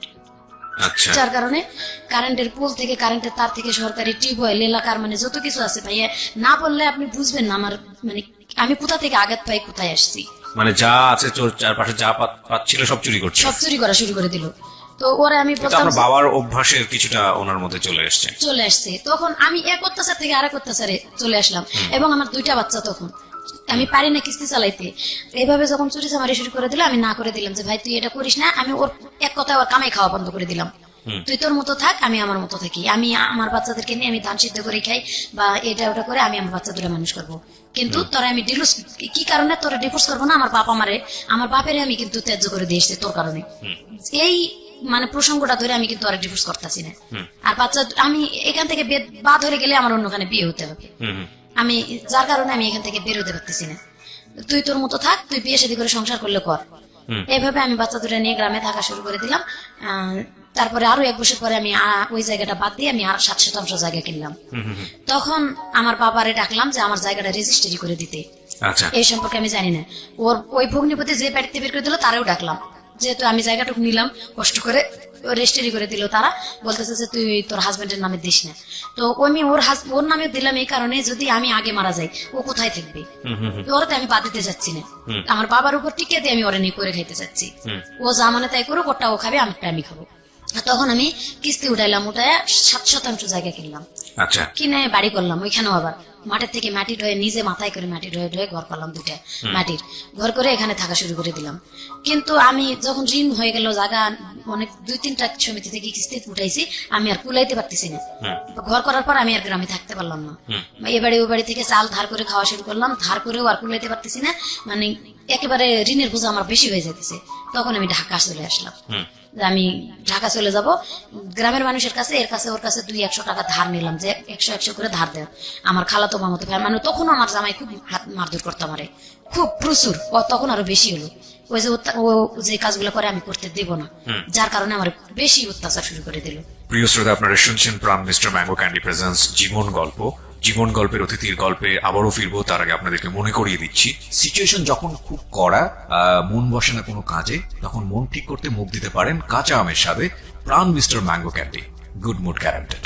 আর আমাদের আজকের এই গেস্টকে যদি আপনি দেখতে চান, প্লিজ চলে আসবেন আমার ইউটিউব চ্যানেলে। আমার ইউটিউব চ্যানেলের ঠিকানা হচ্ছে www.youtube.com/RJKebriafm। আমি আবারও বলছি www.youtube.com/RJKebriafm। চ্যানেলটি আছে কিবরিয়া আরজে নামে। Please like this channel. আমরা ফিরে যাচ্ছি আমাদের অতিথির গল্পে। জি। কিন্তু যখন আমি এই যে বিপদে পড়ে গেলাম যে আমি কিস্তি চালাইতে পারতেছি না, মানুষের কাছে মুখ দেখাতে পারতেছি না, দোকানে বাকি, বাচ্চা 2টা তখন ছোট। তো বড় মেয়ের বয়স 5.5 বছর, 8.5 বছর, ছোট মেয়ের বয়স 3.5 বছর। তখন বড় মেয়ে মোটামুটি ভালো পজিশনে লেখাপড়া করতেছে, ক্লাস 5-এ। দেখতেছি রেজাল্ট ভালো, কিন্তু আমি পারতেছি না আর কুলাইতে। তখন আমার কিছু করতে হবে বাচ্চা মানুষ করতে গেলে। আমি এই যে ঢাকা চলে আসলাম গ্রামে। আমার বাপের বাড়িতে এসে বাপেরে বলে নেই যে আমি ঢাকা যাবো। গ্রামে খালাতো চাচাতো মামাতো ভাইদের কাছে 100-100 করে টাকা, এর ওর বাড়ির থেকে সবাই 2 কেজি করে চাল আমারে নিজের থেকে দিল, এটা নিয়ে যাও গ্রামে, যাই তুমি ঢাকা শহরে চাকরি করো। যেদিন আমি ঢাকা চলে আসবো সেদিন ওর বাবা চলে আসলো, আমিও যাবো এবং আমি ওখানে যাই রিক্সা চালাবো। ভালো হবে আরো আমার জন্য। নিয়ে চলে আসছে আমার সাথে করে। 1 মাস বসে থাকার পরে পরিচিত হলো জায়গাগুলো, হওয়ার পরে ও রিক্সা চালা শুরু করে দিল। আমি ওর টাকা থেকে 500 টাকায় একদিন কিস্তি দিয়েছি বাড়িতে। আমার মেয়ে না খায় আছে শুনে তখন আমার আম্মা আবার সন্তান নিবে না। আমার আম্মা আগে থেকেই কোনোদিন দায়িত্ব নিতে চান, আমি নিজেই চলতে পারি না, আমারই অসুখ, এই সেই, আমি সন্তান নিব না। আমি বলছি আমি ঢাকা যাই, একটু পজিশনে উঠি, আমি বাচ্চা 2টা নিয়ে যাবো, মা তুমি খালি অল্প কটা দিন দেখো। এভাবে জোর করে রাখে চলে আসছে, চুরি করে আসার মতো। তখন ওর বাবা চলে আসলো। আমি বললাম যে তুমি যখন আসছো ভালো হয়েছে, তো আমার বাচ্চা দুটো আমি কেন ওদের কাছে ফেলে রাখবো, ওরা তো দেখশন করবে না সেরকম করে। আমার ছোট ভাইয়ের বিয়ে হয়ে গেছিল তখন, ভাই বউ আরো বেশি মানে ই করতো, রাগারাগি করতো, দেখতে পারবে না, মারধর করতো এক কথায় বাচ্চা দুটারে। যার কারণে একটু খাওয়া কম বেশি হলে মানে বকাবকি করতো। আমি বলছি যে বাচ্চা দুটো নিয়ে আসো, এখন নিয়ে আসবো না, তুমি আগে চাকরি করো, ভালো করে বেতন পাও। আমি চাকরি করে বেতন নিয়ে এসে ঘরে রেখে প্রথম মাসের বেতন রাখেই আমি চলে গেছি অফিসে যে দোকান বাকি দেবো। ও প্রথম মাসের বেতনই নিয়ে পলায় চলে গেছে। পরে আমার বড় মেয়ের বিয়ের বয়স যখন হয়ে গেল, ওর বাবা এক কথাই কোনো কাজ কাম করেই না, বাদ ওটা সাবজেক্টই বাদ দিয়ে দিছি। পরে আমি নিজে থেকে বিয়ে দিব, আমার বাপ মারে বললাম যে আমি মেয়ে বিয়ে দিব, তো তারা কেউ গুরুত্ব দেয় না, এদিকে কোনো ইয়ে আসে না। পরে মেয়ে বিয়ে দিলাম, দিয়ে আমি ঢাকা শহরে চলে আসলাম। তখন ওর আব্বার সাথে আমি থাকি না। মেয়েকে বিয়ে দিলেন কি বাবার অমতি? বাবার আপনি মতে নিজের মতো করে বিয়ে দিলেন? না, ওর বাবার মতেই, গ্রামের মানুষ মশহ, এখন আমার গ্রামে বিয়ে দিছি। গ্রামের ছেলে একটা প্রস্তাব দিছে, গ্রামের মানুষই আমাদের বললো কি ওর বাবা যেহেতু ভালো না, এত ছেলে ভালো ছেলে পাইছে, বিয়েটা দিয়ে দাও। আচ্ছা, গ্রামে বিয়ে দিয়ে দিলাম ঠিকই। তো ছেলে সেদিন বলছে আমি একটা পয়সাও কোনো দেনমোহর নেবো না, কোনো টাকা পয়সা কিছু নেবো না, তবে দেনমোহর কেন নেবেন? মানে এই যৌতুক নেবো না। হ্যাঁ। আমি মানে 50,000 টাকা দেনমোহর হিসেবে আর কি এটা করলো, যেহেতু যৌতুক নিবে না, গ্রামেরই ছেলে, গ্রামের মানুষ, তার স্কুলের মাস্টার এবং মাতবররা সবাই আছে, বিয়েটা দিয়ে দেওয়া হলো। দিয়ে দেওয়ার পরে 1 বছর পরে জামাই চাপ দিতে শুরু করলো 50,000 টাকা নিবে। তখন আমি 30,000 টাকা পর্যন্ত দিছিলাম, আর বাকি 20,000 টাকা আমি দিতে পারিনি। আমি মানে চলতে পারতেছিলাম না ঢাকায়ও, আমি অনেক কষ্ট হয়ে গেছে। ওর বাবার তখন আমি ডিভোর্স করে দিছি অলরেডি, ওর বাবার ডিভোর্স করে দিছি। ওর বাবার কাছে আমি মারধর করতো ঢাকায় এসে, দেখে আমি তার ডিভোর্স করলাম যে আমি চাকরি করতে পারতেছি না, আমার যদি হাত পা ভাঙে থাকে আমি খাবো কি। তো ওর মারও খাবো না, ওরা ডিভোর্স করে দিলাম, তুই যা। বাড়িটা যাই বিক্রি করে দিলাম। আমার মেয়েও বলতেছে যে আমার ভাত নষ্ট হয়ে যেতেছে তোমার কারণে, তুমি টাকা না দিতে পারলে। তো যাক, বাড়িতে যাই মেয়ের বাড়িটা বিক্রি করে দিলাম। আমার আব্বারেও জিজ্ঞাসা করি নাই আমি তখন, মানে লাস্টের দিকে এসে আমি আর পারতেছিলাম না, আমি নিজের থেকে বিক্রি করে দিয়ে যাতে সন্তানের ঘর না ভাঙে, বিক্রি করে দিয়ে আমি যত টাকা পাইছি সম্পূর্ণই দিছি সন্তানের। যে মা আমি বাড়ি বিক্রি করার যত টাকা, আমি বলছিলাম প্রথমে তুই লেখে নি, রেজিস্ট্রি দিয়ে দিই, তোরা অন্তত রেজিস্ট্রির খরচটা জোগাড় কর। বলতেছে না আমরা রেজিস্ট্রি নিবো না, ওই জায়গায় রেজিস্ট্রি নিলে বাপে আসে ঘরের মধ্যে শুয়ে থাকবে, ভাত না দিয়ে পারবো না, ওই বাপের আমরা ভাত দিতে পারবো না, তুমি জায়গা বিক্রি করে টাকা দিয়ে যাও। বিক্রি করে তখন গ্রামের মানুষের মাধ্যমে জমি লেখে নিয়ে দিয়ে আসলাম বন্ধক, মেয়েরে 70,000 টাকা দিয়ে জমি দিয়ে গেলাম। আমি এই টাকা নিবো না, দেখবো না, তোমার একটা বোন আছে, তুমি পারলে তারে দেখো। আমি কোথায় যাবো না যাবো আমি নিজেও জানি না। মানে ওই সময় তো আমি নিঃস্ব হয়ে গেলাম, অনেক কষ্টে জায়গা কিনলাম, স্বামী ডিভোর্স করলাম এবং জায়গা বুঝতে পারছি সেটা। হ্যাঁ, তারপর কি হলো? এই জন্য আমি বলছি যে আমি কোথায় যাবো না যাবো, তুমি তোমার বোনকে একটু দেখো। ওখানে রাখে চলে আসলাম। বোন মানে আপনার ছোট মেয়েটা? হ্যাঁ, ছোট মেয়ে রাখলাম। ও ছোট মেয়ে, ওর শাশুড়ি নাকি কেটকেট করে ঝগড়া অশান্তি করে, রাখলো না, ওর বাবার কাছে দিল। আর ওর বাবার কাছে দেওয়ার পর আমি ঢাকা থেকে কিছু টাকা পাঠা শুরু করলাম, 1,000-1,500 টাকা। কি করতেন পেশায়? আমি গার্মেন্টসে চাকরি করতাম। গার্মেন্টসে কাজ করতেন? আরো আগে থেকেই তো গার্মেন্টসে চাকরি করি, আর 7 বছর 8 বছর আগে থেকেই বললাম যে জায়গা নিয়ে পরের থেকে চাকরি শুরু করে দিছি। তো গার্মেন্টসে চাকরি করে টুকিটাকি টাকা দিতাম, ব্যাচেলর মেয়েদের সাথে থাকা শুরু করলাম এবং বাড়িতে টাকা দিলাম। কিস্তিগুলো শুধু হয়েছিল না, ওই কিস্তিগুলাই আর কি বাকি ছিল কিছুটা, বকেয়া কিস্তিও দিতেছি। বিকাশে টাকা পাঠায়, ওই ফোন থেকে টাকা উঠে মেয়েরে মারধর করে বার করে দেয়। আবার ওখান থেকে মেয়ে একা একা চলে আসছে আমার বাপের বাড়িতে। আমি সেই মুহূর্তে আর কি বিদেশ চলে গেলাম। বিদেশ চলে গেলে যাওয়ার সিদ্ধান্তটা নিলেন কিভাবে? যাওয়ার সিদ্ধান্ত নিলাম, আমি আমার পাশের অপারেটর, আমি সবসময় কান্দাকাটি করতাম, মনের অবস্থা ভালো ছিল না, যা মানে চাকরি করতে পারতাম না ডাইরেক্ট। আমি 56 টাকা কাজ শুরু করে দিলাম। আমি আজকে ও শরীর অসুস্থ থাকে অথবা কালকে সারা রাত ঘুমাইতে পারি না, টেনশন। এই জায়গাটা বিক্রি করলাম, এত কষ্টে কিনলাম, আর অতীতের এইগুলো মনে করে আমি চাকরি করতেই পারি না। 56 টাকা কাজ শুরু করলাম। 56 টাকা আজকে এখানে কালকে এখানে, এখানে কাজ করতে করতে আমি বিদেশ চলে যাবো। পরে বিদেশ যাওয়ার পরে এখান থেকে এরা বললো কি যে তোমার পাসপোর্ট করতে হবে এবং নিজের এই মেডিকেলটা করতে হবে। পাসপোর্ট এবং মেডিকেল নিজের করলাম, এটা নাকি অফিস পায় নাই, দালাল খাইছে। যাই হোক, আমার ঘরে টিভি আর এলইডি ছিল এবং মিসেপ ছিল, এটা বিক্রি করে আমি ওইটা করছি আর কি। কত টাকা দিয়ে আপনি বিদেশ গেলেন? প্রায় 20,000 টাকার মতো খরচ হলো। কোন দেশে গেলেন? এটা সৌদি আরব চলে গেলাম। প্রথম জীবনে সৌদি আরব চলে গেলাম। আচ্ছা, কত সালের দিকে এটা? এটা 2015-তে। আচ্ছা, গেলেন তারপর? 15-র কোন মাসে, নভেম্বরেই মনে হয়ে গেছিলাম সম্ভবত। যাই হোক, গেছি। এরা বলছিল যে তোমার ওখানে গেলে 20,000 টাকা বেতন হবে এবং খাওয়া পড়া সব তারা দেবে, তুমি শুধু কাজ করবে, মাস শেষে বেতন নিবে। আচ্ছা, প্রথম গেলাম যাই ওখানে সৌদিতে এক বাসা বাড়িতে আর কি কাজে দিল। তো বাসা বাড়িতে কেমন বাসা বাড়ি ওটা? বাসা বাড়ি ওখানে মানে আর্মি বাসা, আর্মি চাকরি করে উনি। ওনার মায়ের দেখাশোনার কাজ দিল, কাজটা ভালোই পাইছিলাম। ওনার মার দেখাশোনা করতাম এবং বলছিল যে তুমি শুধু মায়ের দেখাশোনাই করবা। পরে আমার আস্তে আস্তে 1 মাস পরে আর কি ওনাদের বাড়ির কাজ পর্যন্ত করা শুরু করে দিল, চাপ সৃষ্টি করে দিল। পুরা বাড়ির 24 ঘন্টা মানে কাজের কোনো রেস্ট ছিল না। কি কাজ করতে হতো? রান্না বান্না? রান্না বান্না থেকে শুরু করে থালা বাসন ধোয়া, টয়লেট ধোয়া এবং ওনার আম্মার গোসল করা, বারবার টয়লেটে নিয়ে যাওয়া। ডায়াবেটিস ছিল, 107 বছর বয়স ছিল, 13 বছর ধরে উনি চোখে দেখতো না। ওনার সেবা যত্ন করা। তো আমি কাজে কখনো ক্লান্ত হই নাই যে আমার বেতনটা ঠিক মতো দেবে। আচ্ছা, তো কত টাকা দিল বেতন আপনাকে? বেতন 16,000 টাকা, ওই দেশের 800 টাকা, বাংলাদেশে 16,000। এবং আমার টাকা থেকেই আমার খাওয়া মানে এই খাওয়াটা শুধু ওরা দিত, আমার কাপড় চোপড়, তেল, শ্যাম্পু যা কিছু লাগে সব আমার টাকা দিয়ে। ওই 16,000 টাকার মধ্যে? 16,000 টাকার মধ্যে। এটা তো বাংলাদেশি ভালো ছিল। বাংলাদেশে অনেক ওখানে মানে জিনিসের দাম অনেক, যে শ্যাম্পু তেল সাবান যেটা কিনি কুলায় না, তো অনেকে জিনিসের দাম বেশি। তখন আমি গেছি যখন 2 বছর শেষ করে আসি, মানে দেখতেছি ভালো, এর থেকে ভালো পজিশনে অনেকে 1500 টাকা বেতন পায় এবং মালিকে খাওয়া পড়া দেয়। এক এক বাসায় কিন্তু এক এক রকম সিস্টেম। তো আমার যেখানে দিছে সেখানে আমার নিজের টাকা দিয়ে করতে হয়। আমি বলতেছি যাক, আমার লাইফটা তো চলতেছে, বাড়িঘর যেহেতু বাংলাদেশে নাই, এখানে অভিজ্ঞতা হইতেছে, অভিজ্ঞতাটা হোক, অন্তত আমি এরপরে অন্য জায়গায় চলে আসবো। 2টা বছর ধৈর্য ধরে করলাম, টাকা পয়সা বেশি পাইলাম না, যেটুকুই পাইছি ওই এই ছোট মেয়ের জন্য খরচ পাঠাইছি এবং আমার মোবাইল খরচ, আর যতটুকু সম্ভব ছোট মেয়ের বড় মেয়ের জামাইরে দিছি যে জমি জমা আবাদ করে একটু টাকাটা বাড়ার চেষ্টা করো। ওরা জমি কয়েকটা পয়সাও লাভ হয় নাই, 1 পয়সাও লাভ হয় নাই, ওই টাকা খাটাইতে থাকলো। পরে আর তাদেরকে দিলাম না, দিতে পারলাম না। আমি আস্তে আস্তে আমার উপর চাপ দিতে থাকলো, তোমার খাবার নিজের বাড়তি কিছু খাইলে তোমার কিনে খাইতে হবে, ওদের খাবারটা আমরা খাইতে পারি না।